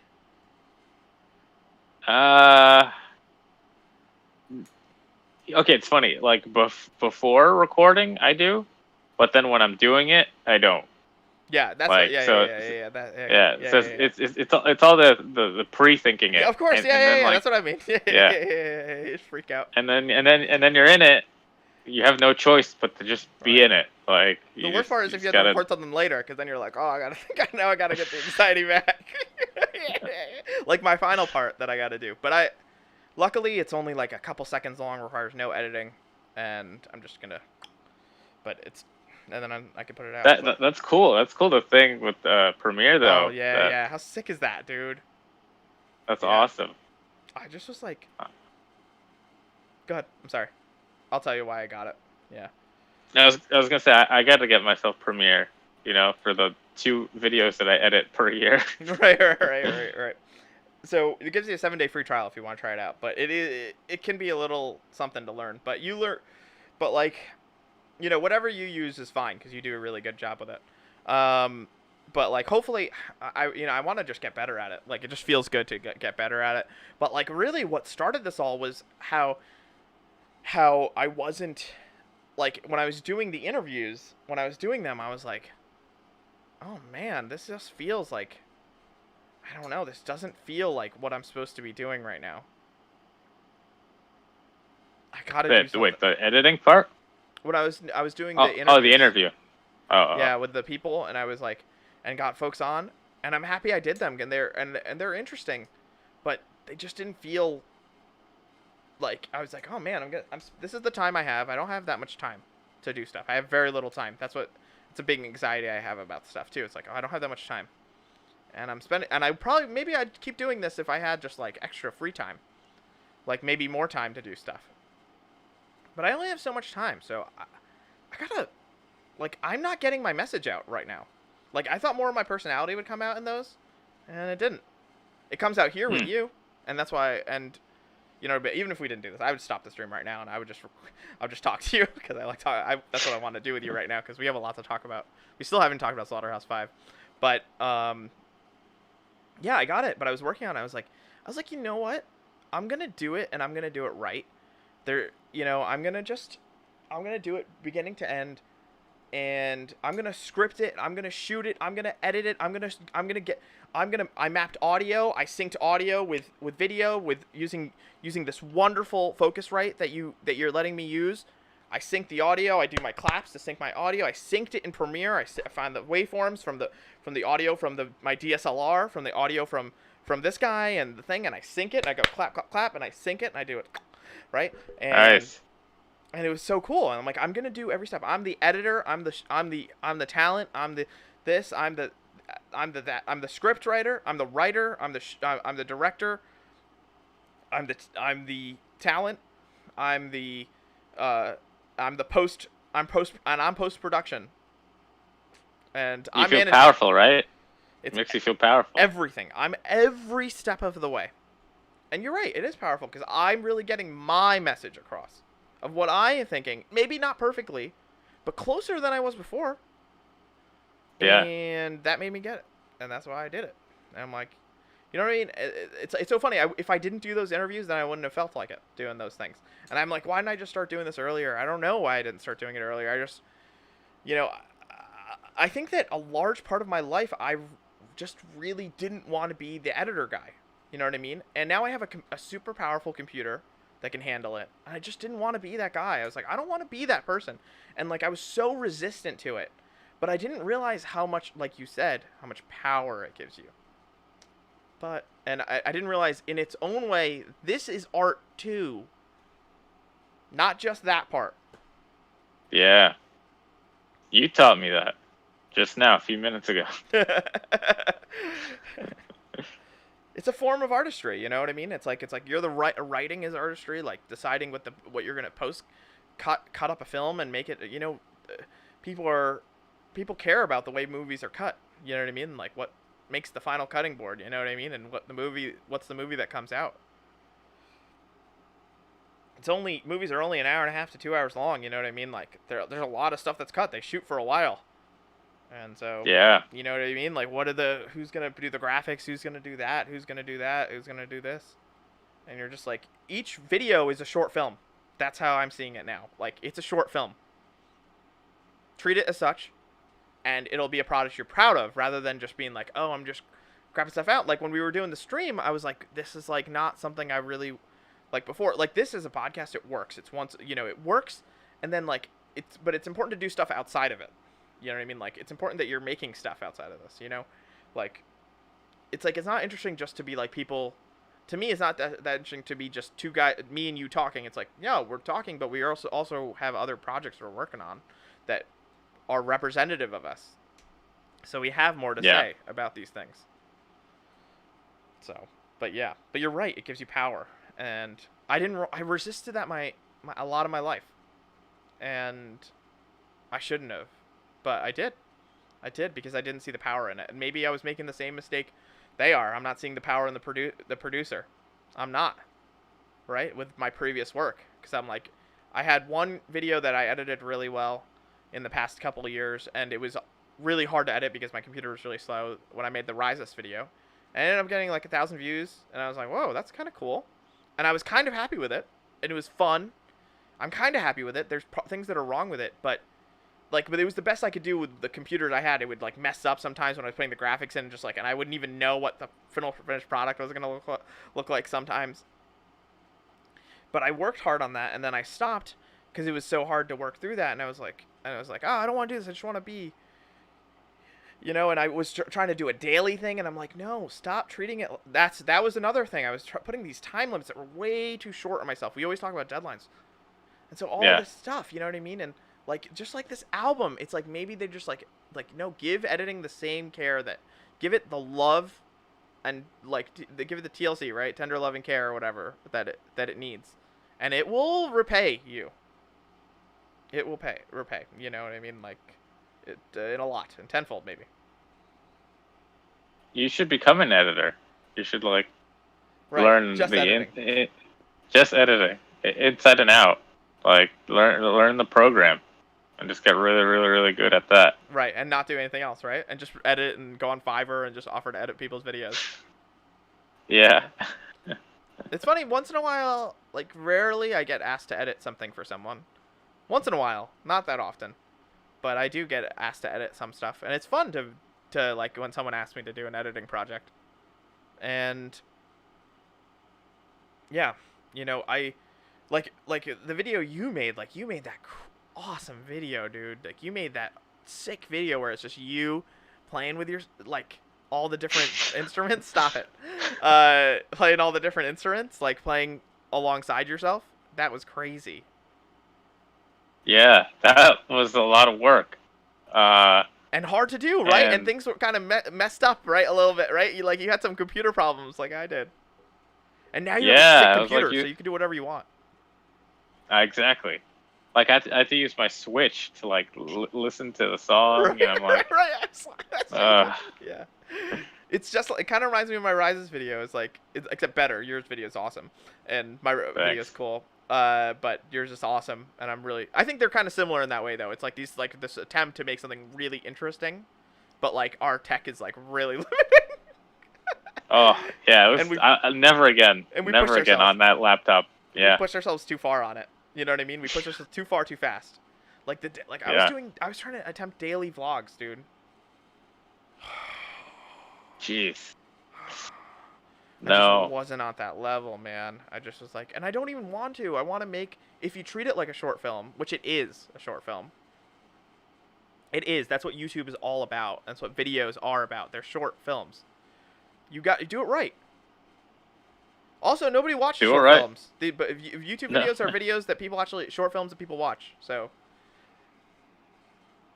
they're just not arty. They're just not arty enough to be considered short films because of snobs. But like, you know what? They're a short film as anyway. You watch any of those videos, you could go back and be like, wow, that video is incredible. You forget how seamless the editing is and all that stuff, and you're like, that's better than any short film. Like, the people actually watch this. So Yeah. You're right. Now I want to talk to an editor. That would be an interesting conversation. I want to talk to somebody who edits reality TV because I feel like they have an understanding of TV that someone else doesn't. That like they just understand like the makeup of a story, what makes something Yeah. compelling or not. Like, what do you do to make all these things compelling, right? You did such a good job with that editing on that video, though. That was so fun. It was so interesting, and it was so different. And you risked. See, that was risky, too, because you're playing every instrument. Like, you don't know if it's going to match up. You don't know if it's going to work. You were super unhappy with it, too, but it was like, that's one of the coolest things you've ever made, Gus. Ever. Thanks. Thank you. I literally picture it in my head. I'm like, oh, that's awesome. Yeah, I'm more willing to try that again now that I have Oh. Andy's GWB PC.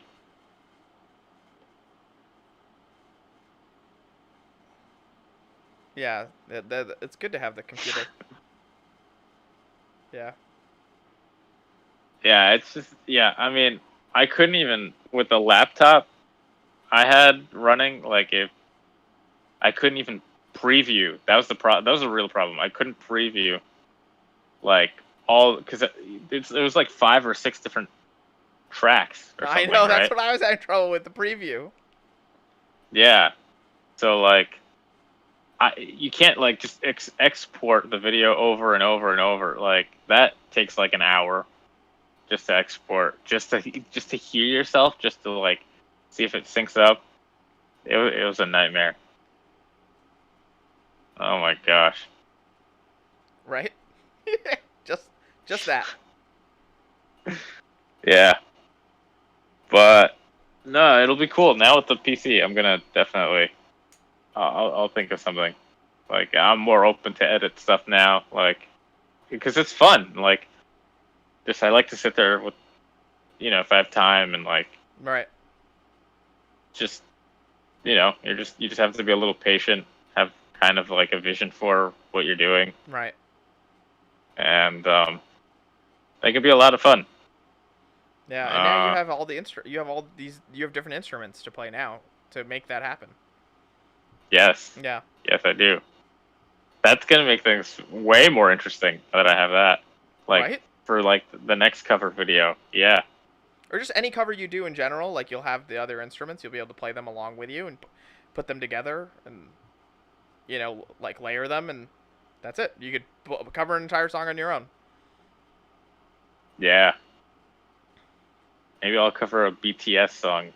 No, I can't. That's hard. Whoa, it's a little much. Yeah, the creative closer is a hard one on that. Yeah, it'll be hard Yeah. on this one. But I thought the creative closer would be interesting for us, just like because I feel like me and you like being creative. I hate to call us even creatives, but like we like it. We enjoy it. It's fun. It's a fun thing to make something, and it just seems like we were consuming. And I'm like, I want a little something, like even if it's like a 10-second thing. And you ran with the idea, and you made something Yeah. fun, and you're like, it was really entertaining, and like now I could librarically I could go back and like I could go back and see and listen to all the things, if we just leave it there and never go back and you don't say anything else after that, you could go back and you could see those things, you know what I mean, and you could post it along the way and just make sure you end on that, and that's the creative closing. It's over. It's like, this is my response to it, kind of. And maybe it's bad. Maybe you cover so I picked BTS as the next thing, which is interesting in itself. But Yeah, that's a wonderful pick. That's so good. Thank you. That's such a great idea. Yeah, thank you. I would have never picked that. I would have never either if I didn't think of it. Like, I was like searching. Let me tell you something. I wanted to tell you this over text, but I hate texting you. I love talking to you. It's just not the same. Okay, it's not the same. We both know it. I can tell you it's on a phone call or not a phone call. I can tell you now. So I watched Inside the Actors Studio with Bradley Cooper, and when I watched that long time ago, it always stuck with me. I always wondered because I was wondering what he was talking about. He said, "What do you hope for?" That's what Lipton asked him.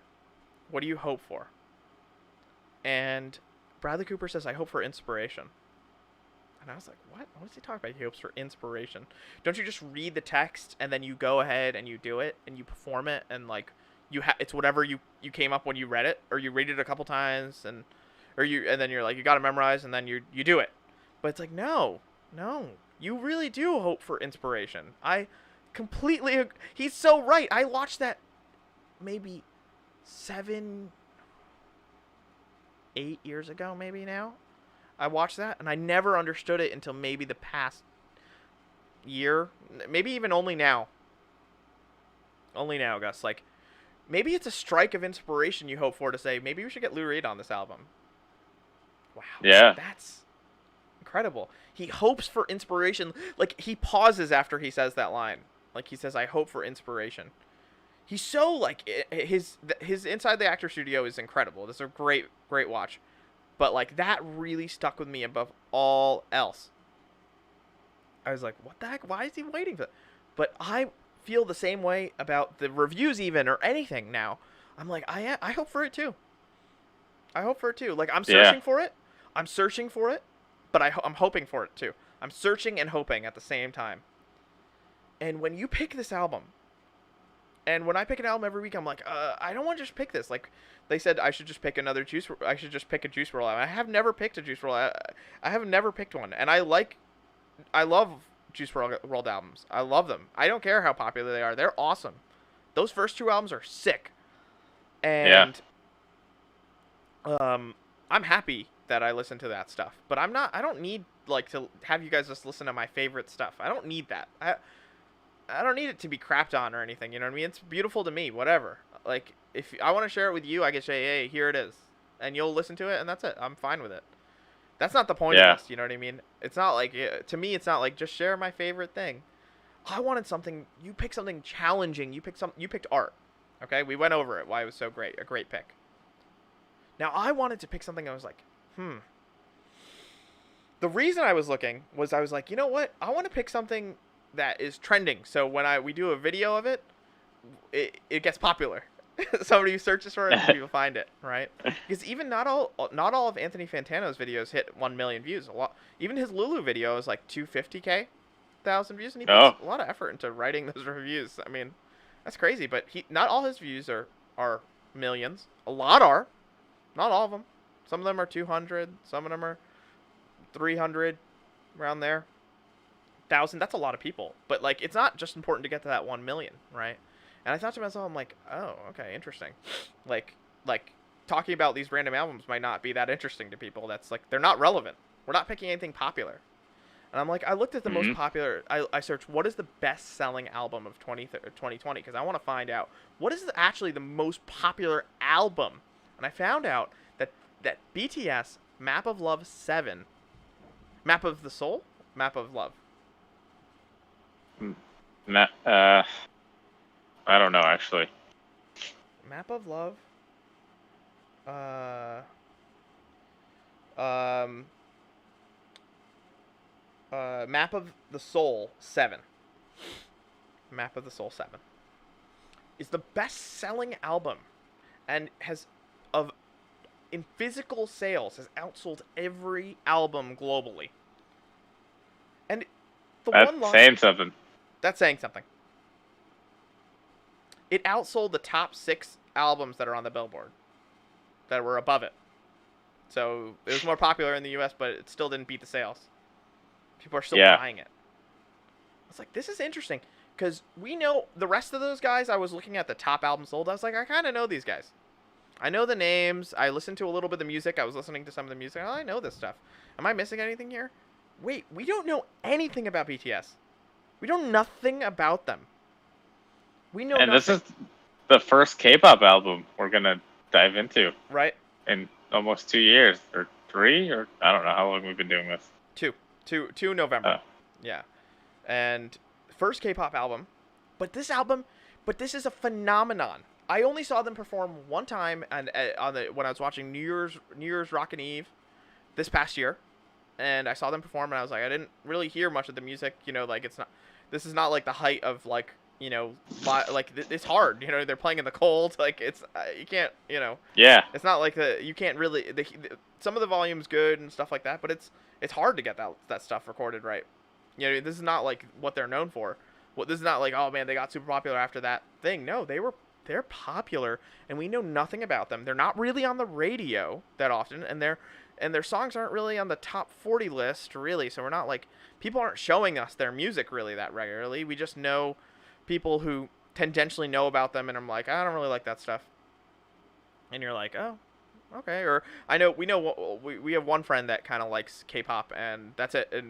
But they're like really in the weeds with the K-pop, and no, we know like two people who like K-pop a lot, and they're in the weeds with it, and they're not even big fans of this group. So I was like, what is this group? What is this all about? What are they about? Who are they? I don't even care that it's K-pop or anything. It's different. It's not American. It's not an American group. It's not an American boy band. It's not American. First of all, how popular are other boy bands compared to them? I don't think it's nearly as popular. No. I want to even talk about it now. I listened to the entire thing today. I would talk about it now. You but did? Yeah, I did. Yeah. I was surprised by it. Have you listened to any of the tracks yet? I listened to the first 4. Oh, we're off to a good. I'll say right now. I think it's off to a good start, right? Like, what the heck? Yeah. What the heck? Yeah. Yeah. Surprisingly, like What? those first 2 especially. Right? Whew, I'm gonna go back to that. Like, that was good. What the heck? And it was like electrifying. It was like, Right? what the heck? What sound's gonna come next? What's going on? Right? I didn't Who's expect talking it at all. right now? Yeah, who is it? Yeah. Who is this? Who's here? When are you gonna go? You know? Right? That was surprising. Yeah. I didn't know what their sound was. Dude, they rap. I didn't know that. It sounds awesome. I thought it was a guest star. I was like, who's this guest rapper? Right. Like, what's happening? Right. You thought it was a guest star. That was my first thought. I was like, who starts their own album with a guest on it first? Okay. That was my first. Yeah, I was like, huh? That was weird. And you listened to other But then they kept rapping. You kept rapping. Yeah. They're a part rap group, dude. I was like, yeah, that's great. They're like a popular, group. It's like, It's not in sync. It's not Backstreet Boys at all. No, it's better. It is better. Yeah. It's off to a great start. Seriously, those first 2 tracks. You're like, what? Like set me on fire. It was awesome. I agree. That first one was just like, I'm in. Yeah. And I finished it. That's why I finished it. Yeah. I was a little passive listening, and I hope to listen to it a little bit more thoroughly. No. I listened pretty closely. Ish. I'll do, but I'm gonna do a re-listen. I'm like, yeah, wow, where did that come from? So the next album is that, yeah. And it was thanks to you, man. You were just like, let's do something different. But I think both of us always wanted to give something different to the review category. Yeah, to the reviews we do. Yeah, absolutely. I feel Yeah. like we put some thought into not just picking stuff we like. Absolutely You not. know, Absolutely not.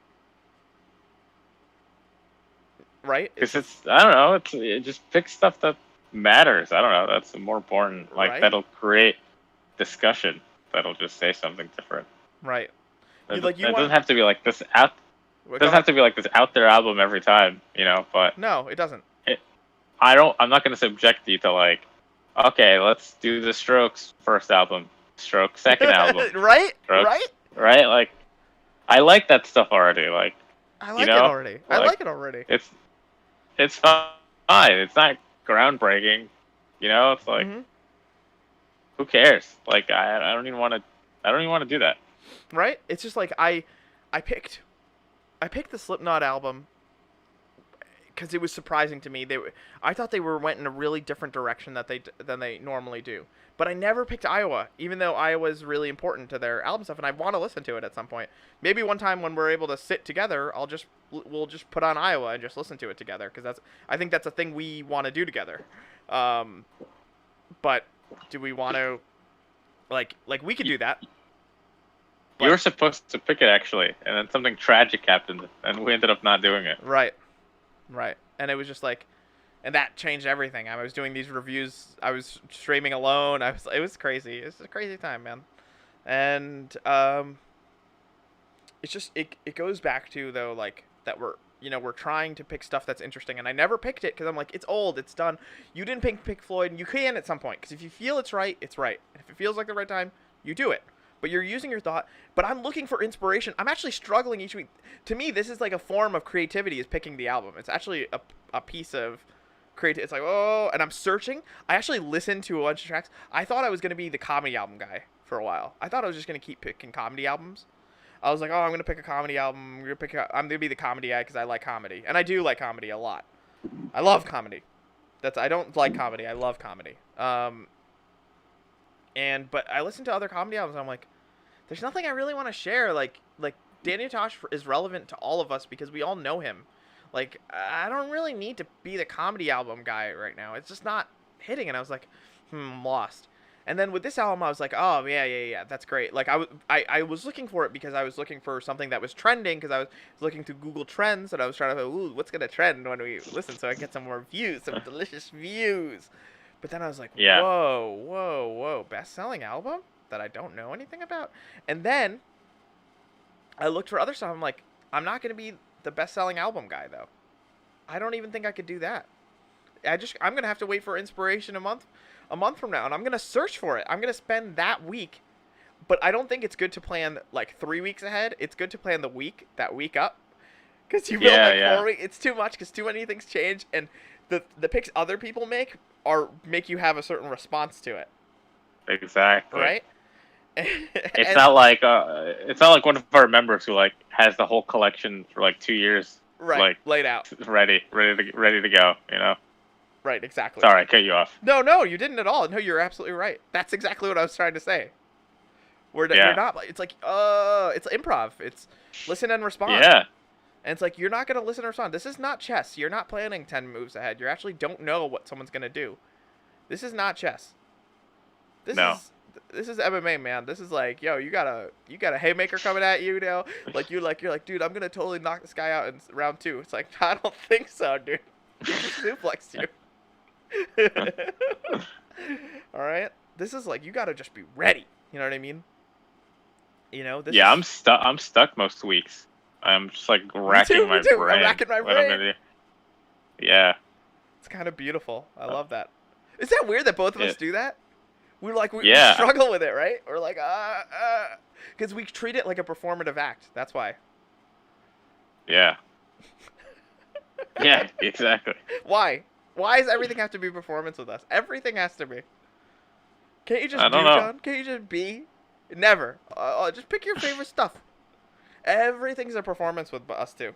All the time. Every conversation, everything. Everything's a performance with me and you. It's the same thing. Yeah. We gotta do this. This is guy's gotta do this. This is gotta be this. This is gonna be the comedy routine we do. This is gonna be this. Yeah. We just have to like curate everything for some reason. Everything. Everything has to be like every response has to be planned out and built to something, and we're not just like ever like, oh yeah, but that's actually a really good Like, thing. Yeah, go ahead. Go say it. like things have to matter. I feel like with us, like something has to, Yeah, yeah, it has to matter in some way. Yeah, We it has have to to hold have- some weight. Right. We have to have an existential crisis every week about it. Literally, like, what does this mean to me? What does this Yeah. mean? What am I doing? And what does it mean? Is it important? Okay, right? It's like, does this mean anything? And if it doesn't mean anything, we don't do it. No, we don't. Wow. We have to constantly like, we're like constantly reevaluating and like, just, like seeking like this. I don't know, like seeking something. Something. Like, Oh my god, we do it all the time. We do it with everything. We'll be like we were working on something. We had some project one time, me and you, it was in the past year or so, and you're like, oh, I could be doing this, but like, I really got to be working on my college essays right now, and I got to be doing this. I got to be doing this, and it's because you're evaluating the meaning of it, right? You're like, oh man, I really want Yeah. to do this, but like, I go back and forth in my head, and I'm like, oh, I should be doing this. I should be doing this. I should be doing that. I should be doing this. Because you're trying to say, like, oh, man, what I'm doing right now has to matter in some way. In some way. Yeah. In some small way, big way. It's got to be, everything's like some premeditated move. Right? So stupid. It's exhausting. Yeah, it is exhausting.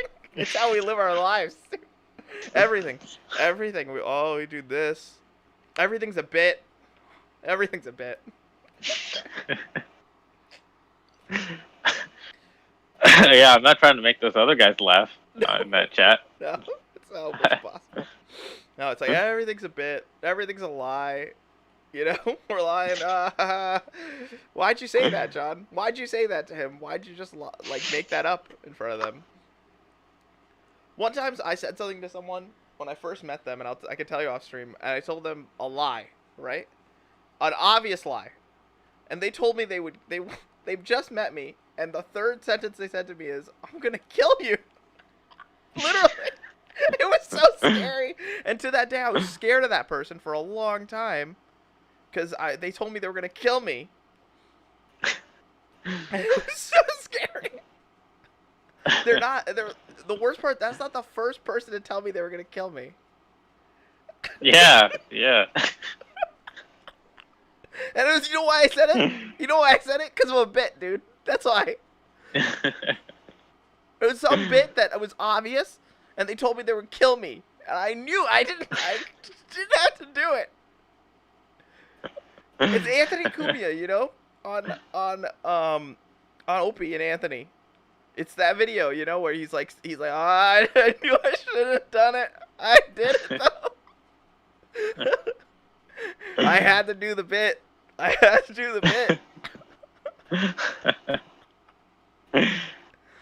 Oh gosh. It gets you in trouble. People told you they want to kill you, dude. Oh yeah, all the time. I mean, my life's been threatened over bits. Over bits, dude. Oh, I just have to do it this way. Over just like having to do it this way, having to do it that way. Sometimes it's not even a bit. It's just like I had to do it my way. You're like some Frank Sinatra guy over here. I had to do it my way, or you're like more like me. You're like a Limp Bizkit guy, my way or the high.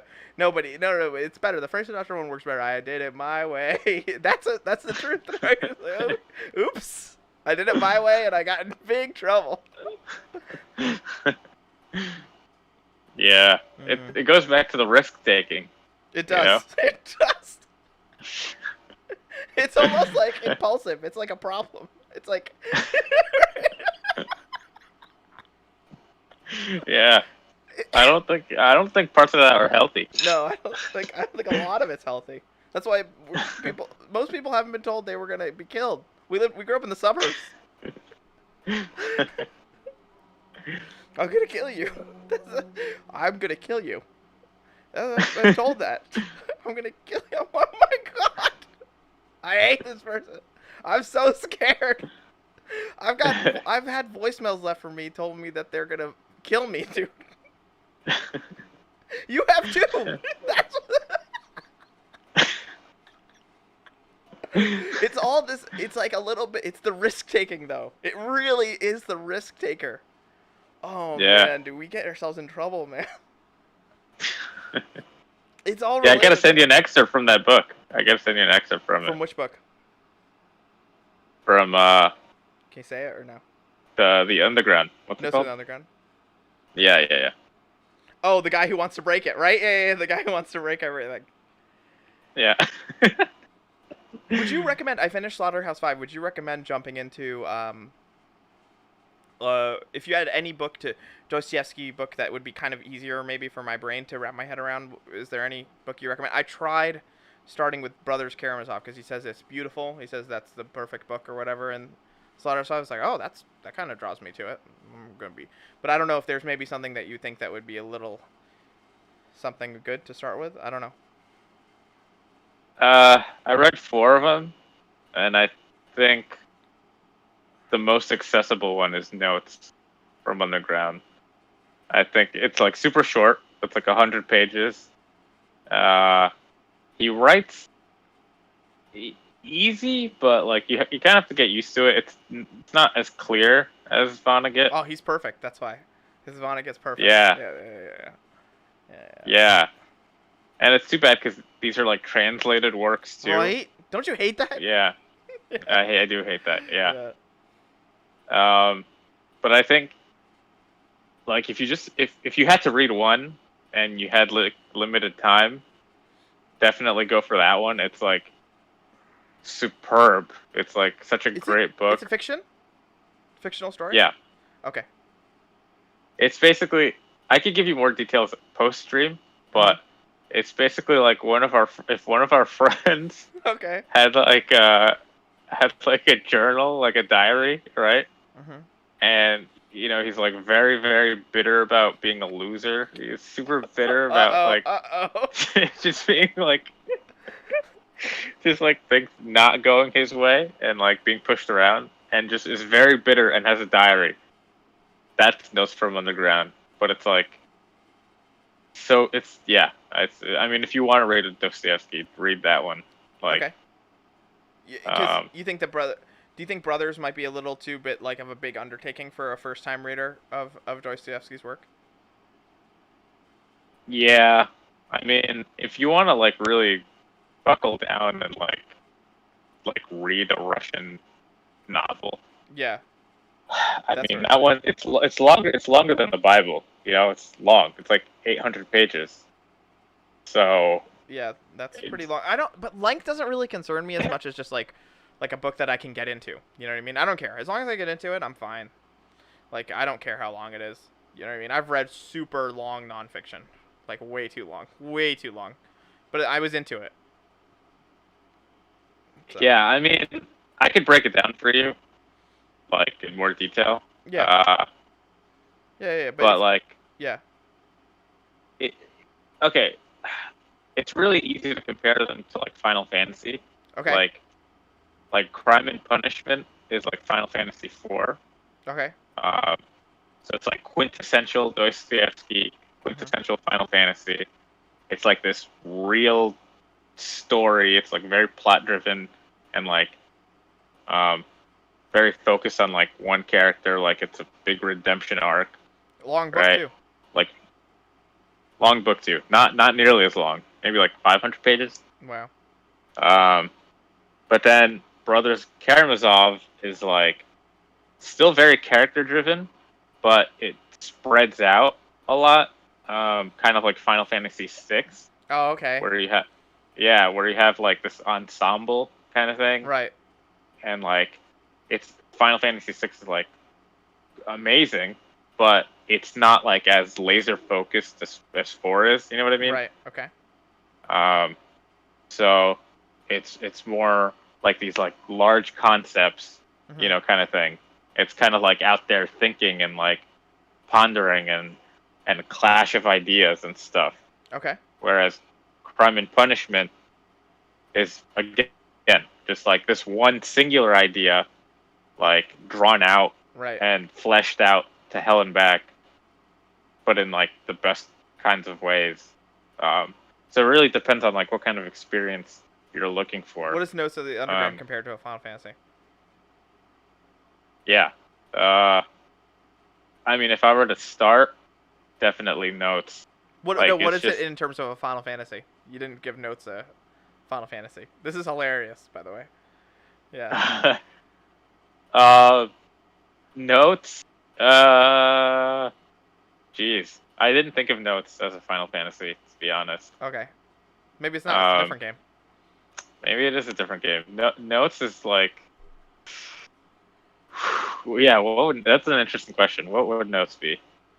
Notes would be like Sounds like an 8 to me. a what? Sounds like an 8 to me. It's like not that long, even though it's 3 discs long. It's like pretty focused though on one guy, on Squall. He's like going around. He's like, I'm depressed. He's like bitter and stuff. Yeah, I'm sad. Why won't you like me? Why do you like that bad boy? See, yeah, you played 8. I never got to play 8. Oh, that's too so. bad. You missed out on just drama. Yeah. Then, yeah, it's kind of like, God, there's some stuff I want to say that I can't. Okay, okay, then don't. But don't. This sounds like so. Yeah. But it's still art though, right? Like it's like Slaughterhouse 5 is art, man. That's an art piece. Yeah. Yeah. It's beautiful. Accessible. Slaughterhouse 5. Yeah, Slaughterhouse 5 is like. Yeah, I read that right after high school, like in college, and it just totally blew me away. I was like, holy crap! Like, it's so like. I don't know. It like it's so effortless in what it's trying to say. Right. And it doesn't have to like. Effortless. It doesn't have to be like effortless. It doesn't have to be like yo, this is how war is bad. Let me show you how war is bad. Right. It like doesn't like hold the hand of the audience at all. It's just like. Not at all. It's very like showy in like the best ways and like kind of like indirect sometimes, but like it's in the mess. It's like that's how war probably feels, you know? Like right, it's yeah, just maybe like PTSD all feels these different way, flashbacks and stuff. The cutting. Yeah, I love it. Everything's just like jumbled up. Yeah, it's like Family Guy, right? Reminds you of Family Guy. It's like, ooh, dude. For me, no, I didn't get a Family Guy. No, I did not compare it to Family Guy because it's like you stay there for a while wherever you stay. So it's like cut to this spot. It's just like it just feels like it felt like very interesting, and then like there's so much to say about that book. There's so much to say, but it's so real. It's so interesting. It's so I just at the end of it, like maybe I'm wrong. I didn't even like see it like he hates war and he says it in the very beginning. But he doesn't really, like, he talks about all the awful things. Like, he talks about bad things. But he's not, like, that gritty about the awful things. You know what I mean? He mostly talks about what makes, like, I feel like the book is more about, like, what makes people beautiful, like, in a way. That's what I feel like that book's about. That entire book is, I feel like it's about what makes people human. Like, in a beautiful way. Like, what makes all these people, he describes all these people, but, like, there's always something, like, really, like, something special. Like he describes being on the, like, for me the most vivid moments was when he was on the when they were transporting them to the first place they go, and they're talking about just like being cramped in the thing and like how everybody was so nice and like they would share he's like food would come down and we would share it, and yeah. it was and everybody was caring and everybody was nice, and he's like, and it was beautiful, right? And it was like people would have to go to the bathroom. We'd pass around the helmet and we'd dump it out the thing. And people were beautiful about it. People were nice to each other and people were human. He doesn't talk about dehumanization at all. He doesn't. Instead, he makes people more human. Yeah. It's a weird juxtaposition to like all the war stuff. It's like, completely. This is why war's bad, because people are good, you know? That's it! Oh my god, you just hit it! Oh my god, you're blowing my mind. Yeah. Yeah. Yeah. And he talks about the one guy, and the one guy is like, this guy, he hangs out, he like comes by and hangs out with the British, and he likes them, and he pals around with them, and he's an Axis guy. And I think at the end of the book, I think he might dedicate it to that guy. I don't know if I don't know if that dedication is to that guy, but It's still like the taxi driver in the beginning, in the first oh chapter. my God, it is. Oh, you're right. Yeah. Yeah, Yeah, you're right. Thank you. Oh my God, I totally needed you for this. Okay, thank you. And yeah. like the taxi driver at the beginning, like refresh my memory on him. He was just like war's bad, right? Like he was nice to him, right? Wasn't he nice to Kurt? Yeah, he was. He was just kind He and a I human, right? Like, and just a really good person. I gotta reread that part. Dang it. he just like listened to him, like he just like heard him out, like He heard Kurt out, and, right? yeah, he heard Kurt out, and he didn't have any judgment, and like was just kind to him, and just was a listening ear. Like I that's all it think was. I think the taxi driver ends his first. He ends that whole. They end that whole discussion with him saying like, "Oh man, but this is like."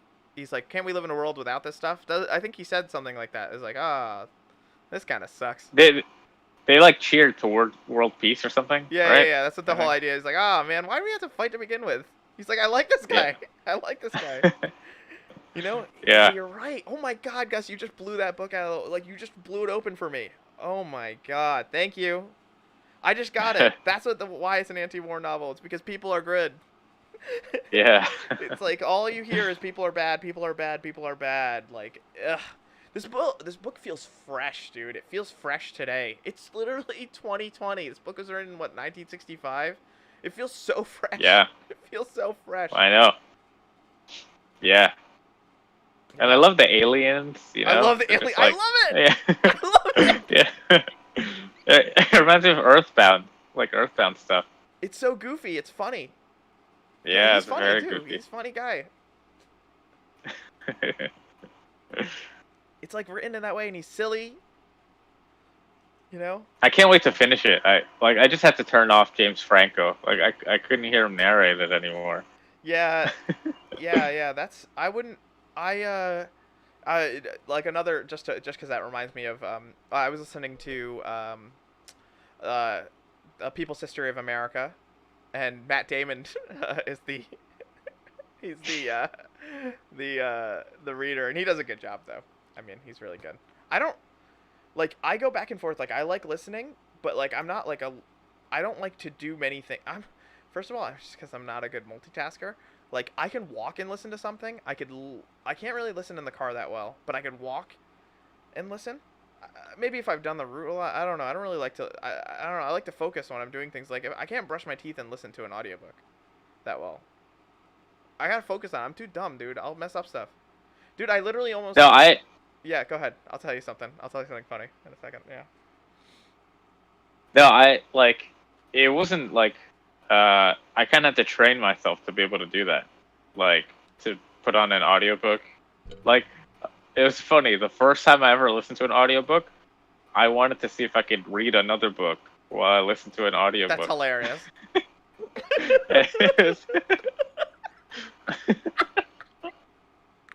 I was like, let me push the multitasking to its like limit, and obviously that went awful.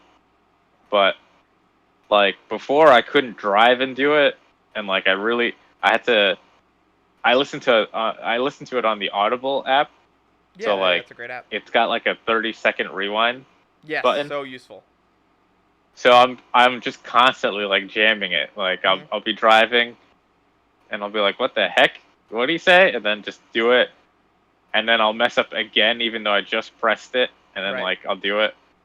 And so for a while, like I just got into the habit of like doing things while I did it. Like I would go to the gym and throw on an audiobook, and at Mhm. first I just could not do it. Right. But I found myself pushing the 30-second button less and less As you went on. until as I went on, yeah. Right. So I don't know. It wasn't just like an automatic like, oh, look at me, I'm so quick. Like Yeah. I think but I don't think it's a good thing that you do that. I think I think it's the same thing as reading a book. See, like you should be present because okay, I say this because we're not that. Okay, I say this because you and me. Okay, yo, dude, we mess up a lot. All right, let me just give you an example. I was listening to a podcast the other day, and I was home alone, and I was making I was trying to make ramen because I was hungry, and this kind of ramen that's really good. It's in this plastic container, and you're supposed to put water in it before you put it in the microwave. I didn't put water in it. I put it in the microwave, right? I walk away, and then I start seeing this pasta colored smoke fill up my kitchen. This is Oh my like gosh. 2 days ago, and I run into the kitchen. I start tearing and coughing, right? And I turn off the microwave. I'm tearing and coughing. So I go back to get my COVID mask on, put it on. I go in. I'm like, oh no, what I do? Open the window. I start fanning the air out. Our apartment stunk for like 48 hours at least, and it was it was bad because it was plastic. Jeez. So I ruined the microwave. The plastic and the ramen melted together and into the microwave, and formed a plastic Oh. thing right over. And I was able to pull out part of it, but a fourth of it was still in the microwave. So I had to pick up the microwave and throw it out, right? And then I had to go buy a new microwave. Okay? Oh my You know why? gosh. You know why this is? Because I was listening to a podcast while doing it, while making my ramen. I literally was listening. I was like, listening. So I would look down at it. I'd be like, there's a video component.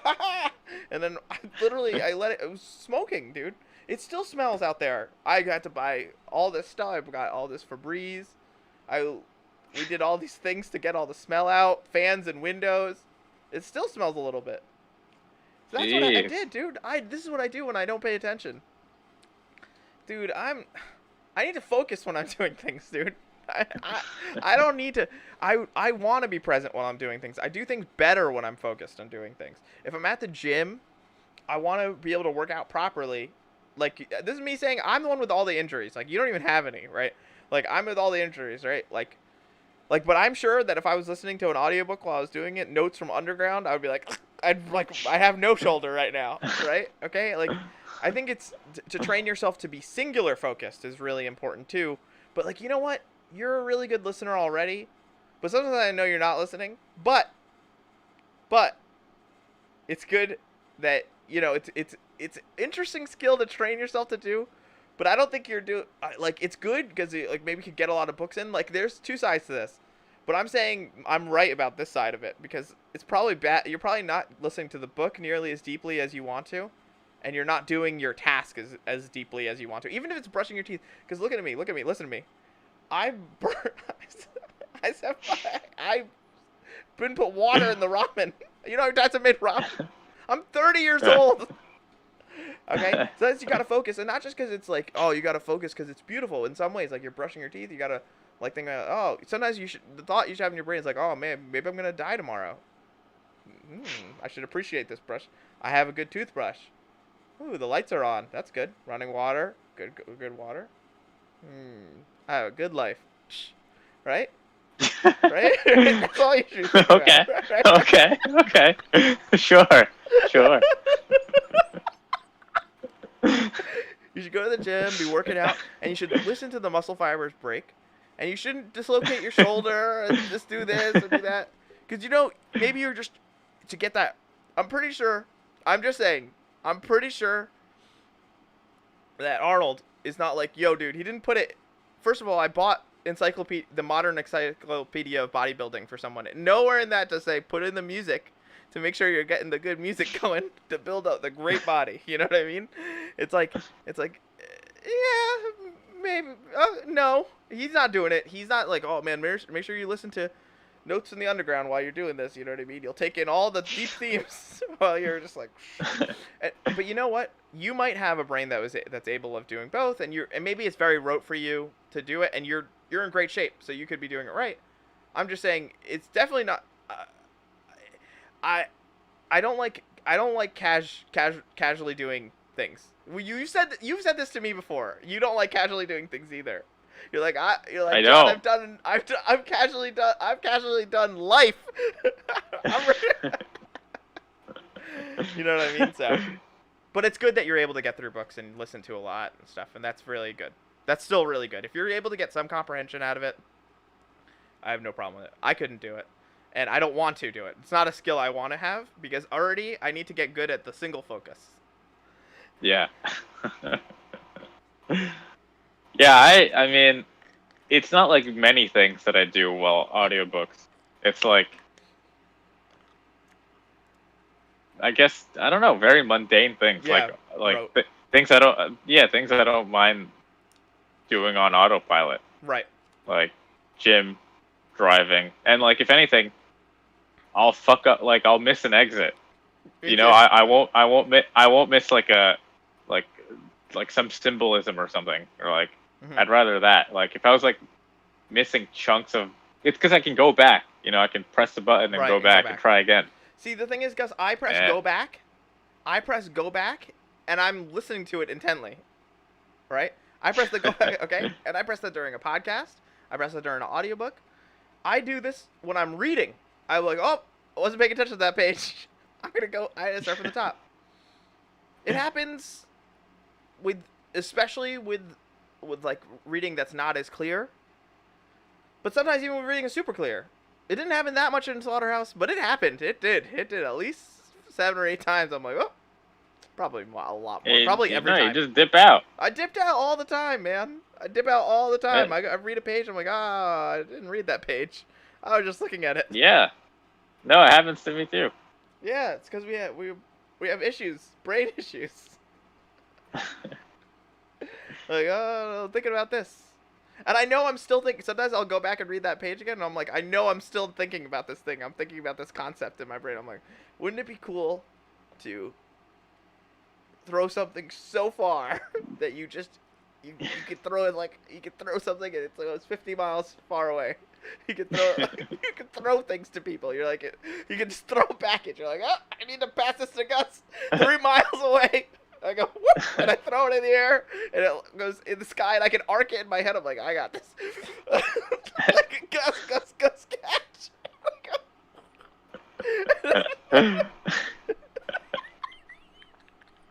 Or like hit a home run and catch it, right? Right. It's the same thing, but things that are useful. Like hitting a home run is not useful to me, but I've thought of it. But like these are things I'm reading the book because these are capturing me. You understand? Yeah. They're capturing. I'm like, oh man, I could definitely send Gus a GBA, dude. Oh man, I have the GBA here. Oh man, I really wanted to play Advance Wars. I can throw it right on your. And it lands right on your lawn.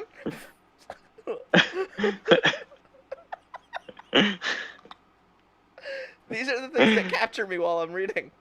I'm like, oh wow, what a great idea I had. I can really throw this GBA really, really well. I can throw anything. I can whip my guitar and be like, ah! And it just like lands. You know? You can play for the NFL like that. You can do anything. Imagine the guys in the NFL that do that, dude. Because that's what they learn to use their skill for later. What if they do that? They're like, oh, man. Like, they go to the store. Like, someone gets really good. Someone becomes a really good quarterback. So they forgot to buy deodorant. So they hop over to CVS. The CVS is about a mile from their house. or like their kid is like, oh man, I'm so hungry, and you're like, oh, I need to go on my workout. Like they text you like, oh, I'm so hungry, and you go get a sandwich, and you're like, oh, I'm so hungry. Like when they whip it back, and they throw it, they aim it perfectly. Those Dude Perfect guys can make a video about it. Oh my god.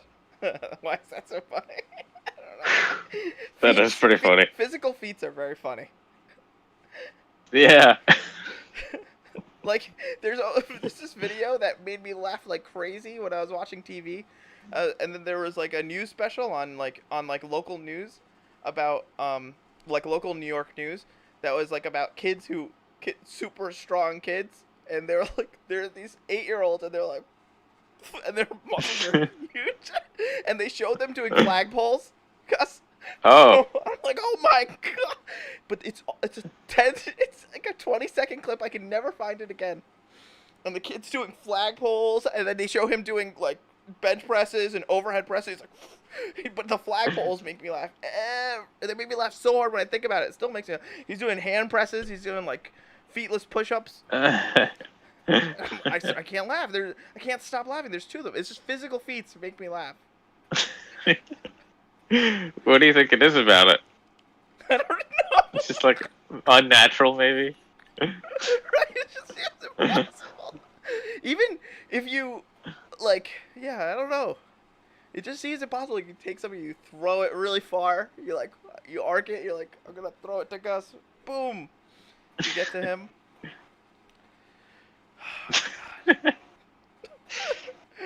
Flying through the air. Yeah, dude. Or like, see, that's what will happen when I'm reading. I'll be reading, and I'll be like, oh, dude, what if someone could knock down a tree, but they just use their limbs, right? They're just like, they're just like slamming it. They're slamming it. They're like slamming it with their, like they're just using some Muay Thai. They're like, bam, bam, bam. They're like knocking that tree like they built a house like that. Like, I need to make a fire. It's like they knocked down a tree. That is a funny idea. Yeah, you know, that's the problem. It'll capture me. What are your thoughts? What are you thinking about that throws you off? I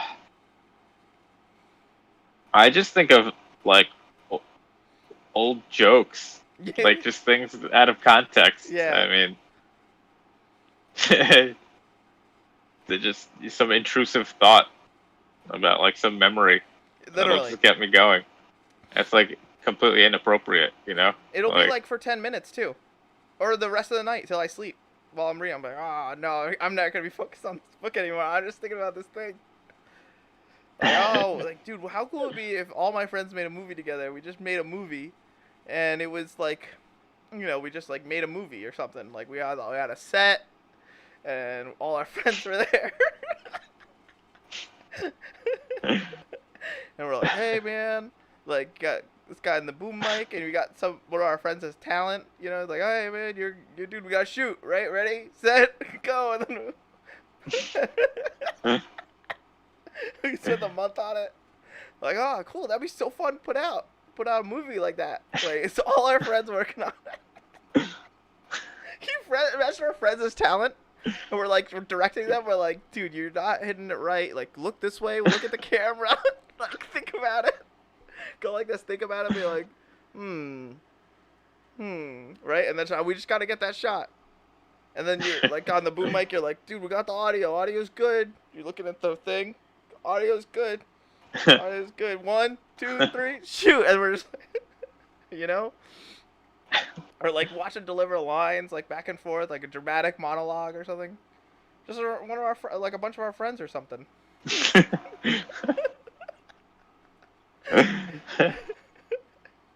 Like big budgets, right? Like Huge we got budget. a studio. Yeah, at least like a couple thousands of dollars time. You know, like yeah, we're in a studio, we're outside filming. Like a whole crew though. We have a whole crew, and it's all filled with our friends manning everything. Like, we got gaffers, stuff, we got lights. They were like, okay, you see our friends there, like, I got the lights, I got it. And you see, but the best is the talent sitting there, and we're, like, trying to direct them. We're like, listen, you're not listening, dude, get it right. And you're watching our friends, like, deliver lines. They're like, oh, okay. And he's got this huge monologue, and they're, like, acting all over the place, and we're all looking at each other, we're laughing. You know what I mean? We're like, what's this guy doing? This guy's really in character. Like, he gets in character. One of our friends like fights to get in character. Like, he's in like the green room or whatever. We get a side area for him to get in, and he's like yelling at himself, and he's practicing the lines, and he's getting in character. Meanwhile, we're just like getting everything together. We're eating like a sandwich or something. You know, we're like, oh, craft service is here, man. Let's get it together. Let's get food. Like, I'm eating with you. You know, like, oh man. And you're like, oh, my mic's not. Like, I need to get a new mic. It's like broken a little bit. I have to keep picking it up. But we don't have time today, cause get the PA to do it. Well, you know, it's intrusive. I'd like that. That would be nice if I could shoot a whole movie with all my friends. Oh, it'd be bad. What? It'd be bad. It'd be bad, dude. They would not do a good job. They would do such a bad job. The acting would be so bad, but it would be so worth it just watching them practice lines and do table reads and stuff, and like being like, and directing them and just looking at each other, and be like, all right, all right, all right, listen up, do the table read part one, let's go. And then we have a guy slating. We pay one of our friends to slate. We pay him to be the crew of the entire movie. Everybody do a terrible job, but it'd be great. Like the lighting would be a little off. People would not get to set on time. It'd be great though, you know? They're like, oh, he's not on set. Oh my god, we got extras.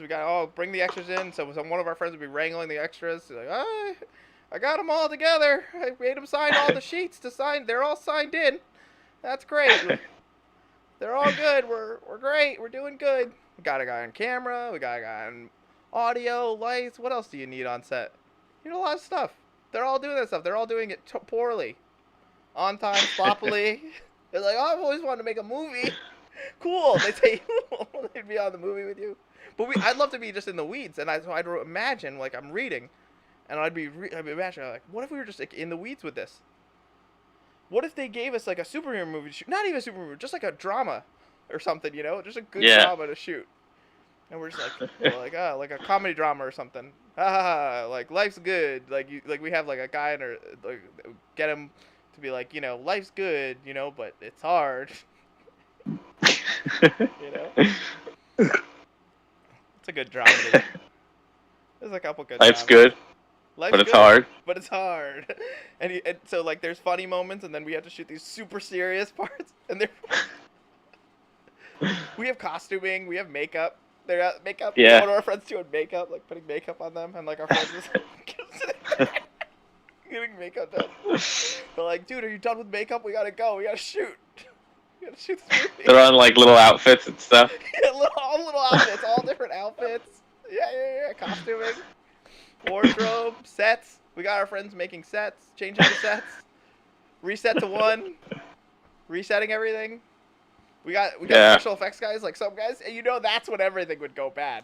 It would be the Rom incident all over again. Like, oh, we're gonna do. It's a drama, but like we have to do a car crash in the beginning of this movie, and that's when we're gonna be like, we're gonna have a couple friends who are like, oh, dude, I'm so good with cars, I'm so good with cars, I'm gonna do this crash perfectly for you. And we're like, and like I'm like, oh man, and you know me, right? You know me, right? Because like I like Chris Nolan movies. I'm like, oh dude, we gotta do this. We gotta flip the truck like in camera. And you're like, I don't know. It sounds fun. But we get friends who be like, yeah, let's do it, right? And we get some friends who are really good. Oh, let's make the car crash, but we really gotta crash the car. We gotta do all on camera, no digital. Me and you are like, yeah, no digital. I don't want the digital. I don't want that CGI. So we get the car crash. That's when the guy loses something that matters to him. Like he lost everything in that moment in the car crash. He lost his memory or something, and he's having trouble, but he's getting his memory back. And we have to write a story. We have to write a plot. Like he's got to meet somebody who like kind of gets him finally. And we cast one of our friends to do that. They get them finally, and like, oh, they're good, you know, but he's still kind of messed up. So, but we gotta like really get the emotions out of the actors. You know what I mean? We're gonna be like, yo, come on, dude. I've known you since high school, man. You gotta get that work on.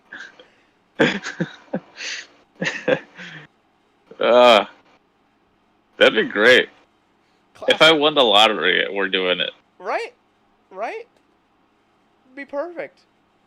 Yeah, I could pay all you guys. Yeah, that's literally what goes into like Tommy Wiseau's The Room. He just made a movie for him and his friend. That's what he did. Him and his friend did that. That's what they did. Yeah. Him and Greg Sisler were good friends, and they made a movie. They casted people. It's literally like a joke between us.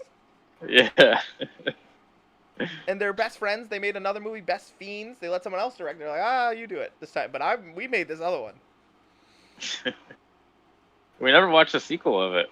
No, we didn't. That's okay. I'd rather listen to Lulu. Um, but maybe we should see it at some point. But it's just, yeah, that's, these are intrusive ideas. I had these ideas. They're completely unfeasible. But they're very fun. They're funny ideas, though.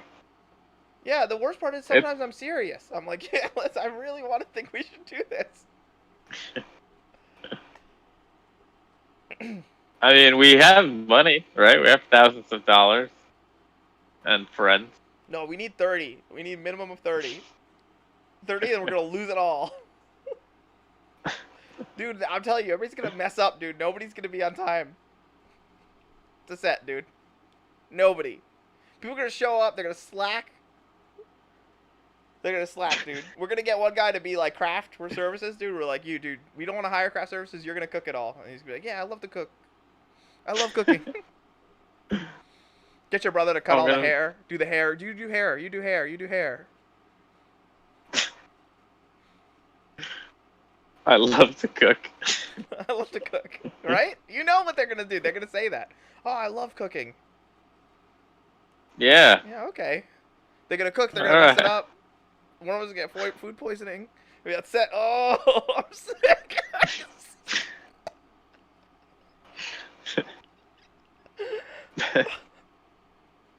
God. That sounds like a fun time. It's very funny. It's a funny scenario.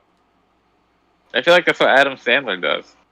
Yeah, he's got talent though. He's got really talented people that he found people like that were already doing it. We're talking about grabbing our friends who don't do this at all professionally and not even as a hobby. Barely as a hobby. You know what I mean? Like he's got a talented group of buddies that he's got the Sandler gang, and he gets them in a movie, gets it done, he gets it done proper, and he gets out. We're gonna be in the weeds. We're not gonna be the movie is gonna make it to we're gonna be in hell, film development hell, I guess, or something. We're gonna get to midway through the movie, and we're not gonna be able to finish it. It's gonna be too bad. You're gonna literally look at me, and we're gonna look at each other, and be like, dude, I give up, and that's what's gonna happen. We're gonna get driven to the end. We're not gonna have any sleep. We're Yeah. like, oh my god, dude, why do we do this? And lose all our money. All of it. And all of our friends will totally let us down.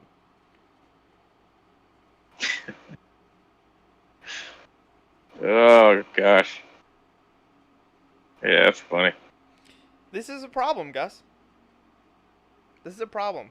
The problem is that I have thoughts like this all the time.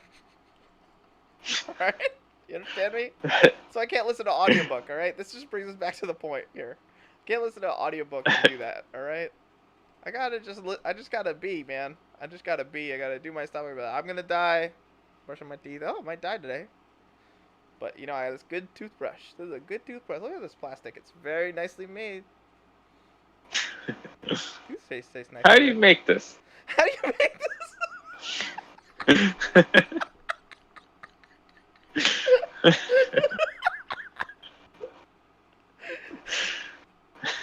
I don't need no audiobook talking to me while I'm doing it.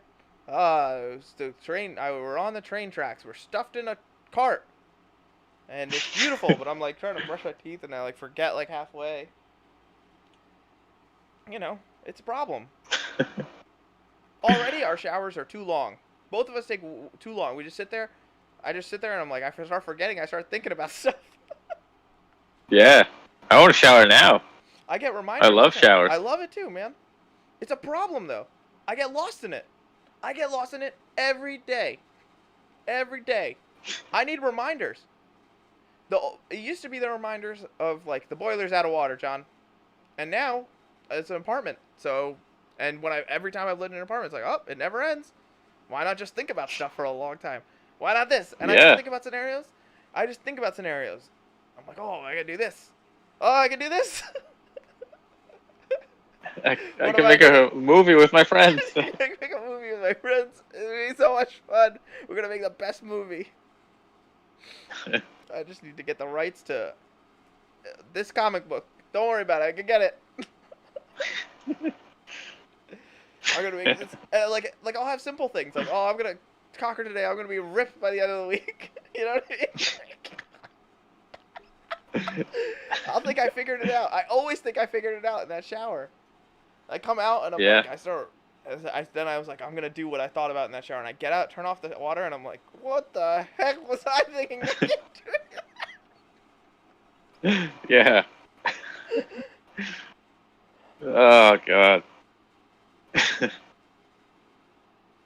I gotta turn this AC off. I'm like freezing my butt off. Do it. Oh, I can't reach.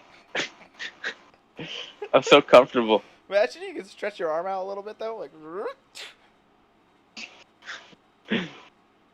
I ruined the shot too. Ugh. Man, this is a fun one today. It's all thanks to your pick, man. It's I literally. know, I'm smart. I'm so smart. You can think about that in the shower too, right? Oh man, I'm such a smart guy. I bet you've thought I about know. that in the shower. You're like, dude, I'm so much smarter than everybody else. Like, what the heck is wrong with people? Like, I'm living life the right way. These idiots don't know what they're doing. Oh, all the time. All the time Yeah. you're thinking your shower, you're like, this water feels good, man. Dude, John's stupid. He's such an idiot. He's so stupid. He could be doing it my way. But he's not. I'm gonna have fun today. I have the world in front of me. What am I gonna do? This feels good though. Do you wash your face in the shower? Mhm. You keep doing some of these. I scrub it. Scrub it. Do you? Do you take soap on your face? Yeah. All the time. I scrub it like crazy, especially pre-shave.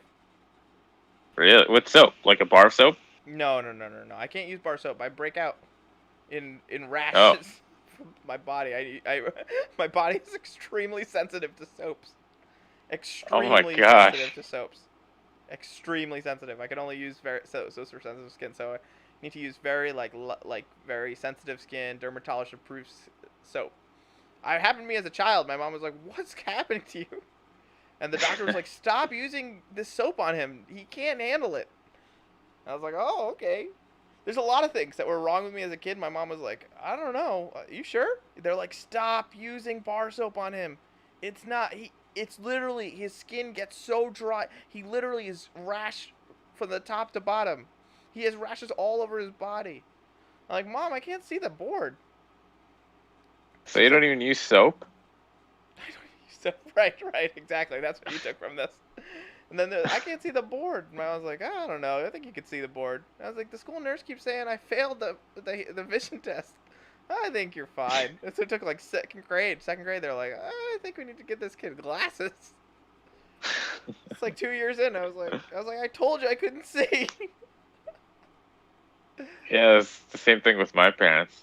Oh, really? Except they listened when I was in kindergarten though, or first grade. Oh, they listened to you? Yeah, but they had to like put me in the front of the class because I couldn't see anything. Oh yeah, you have more size than I do.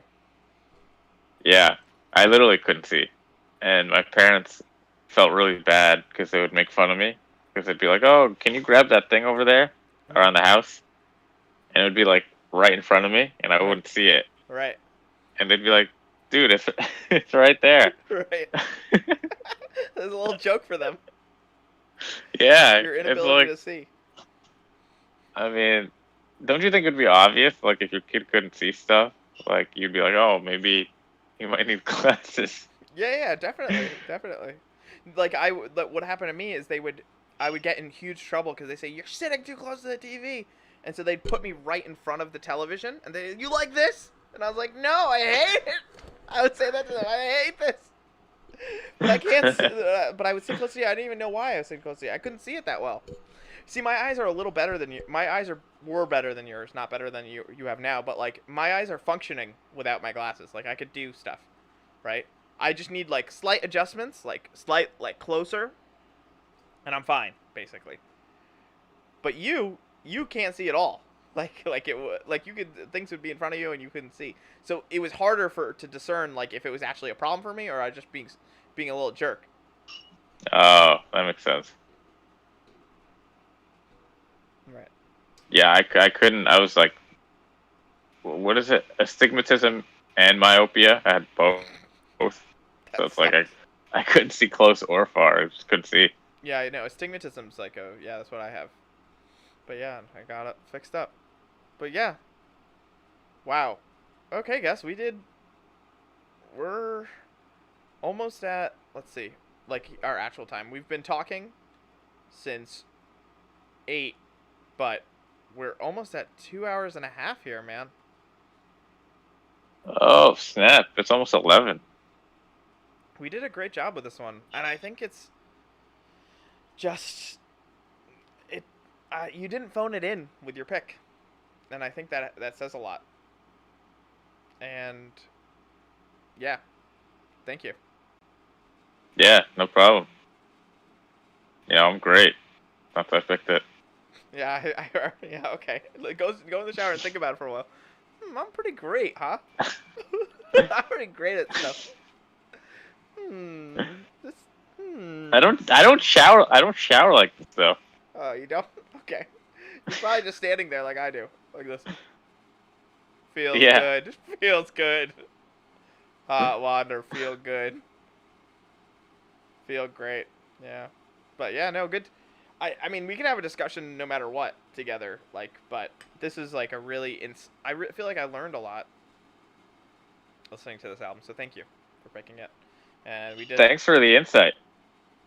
Thank you for. Yeah, yeah. I mean, your insight and your pick, and it's just like, yeah, wow, everything. Yeah. I didn't. I really. Here's the thing. I'm so glad we did this. Because, okay, even if we didn't have this, I'm glad it's recorded because I think it's really important that it was because I think this conversation was important to me. But I didn't want it to just go with the text talk because I feel like these, what I wanted to say with you is, like, I wrote it out and I wrote a lot, and so did you. You wrote a lot, and we both said a lot today, just now. But it didn't get justice done to it because it was just like, done, and then it gets pushed up. Yeah, yeah. I mean, And that's what happens. that's what happens in the chat. And it's like, this is not enough. This needs to be talked about. This is like such an important idea. It's not just like just an idea like, oh, it's just a risk. It's not just a risk. It's everything. Yeah. Yeah, I don't understand. Like, oh, it's the worst thing ever. It's so bad. I'm crying. Like, it's not that horrible. No, it's not. It's interesting, to say the least. At least it's interesting. Yeah. You know? Yeah, like, yeah. That's yeah, I mean we could fill these podcasts up or we could not follow podcasts. We didn't even turn it off today to just talk about stuff. But I'm happy it's a discussion I wanted to have. So it's fine that it was on. Yeah, Like, that was important. yeah. And now we get to talk about BTS and we finally get to listen to this. I think it's a little ridiculous that we haven't listened. No, we didn't know what their music was before this, and now we do. Yeah, It's educational. that's gonna be fun. That's Yeah, gonna be great. I agree. It's gonna be great. Um, do the I am terrible at ending these. Uh, you do things on the. You do things. You tell me to do things. What does he say in the G.I. Joe video? You tell me do things. I do them. Uh, All right. He says you tell me uh, do things. I do them. I'm trying to remember. Uh, You tell me do things. I do them, and then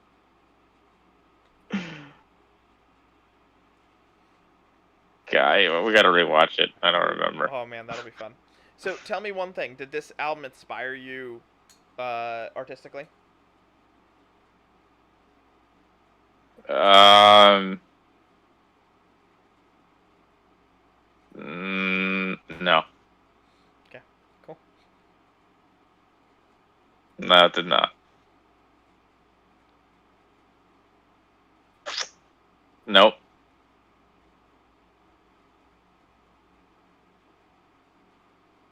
No, no. It just made me more aware of like, all right, let me make sure my songs sync up, with Like, let me make sure it's like it sounds like a song. Hmm.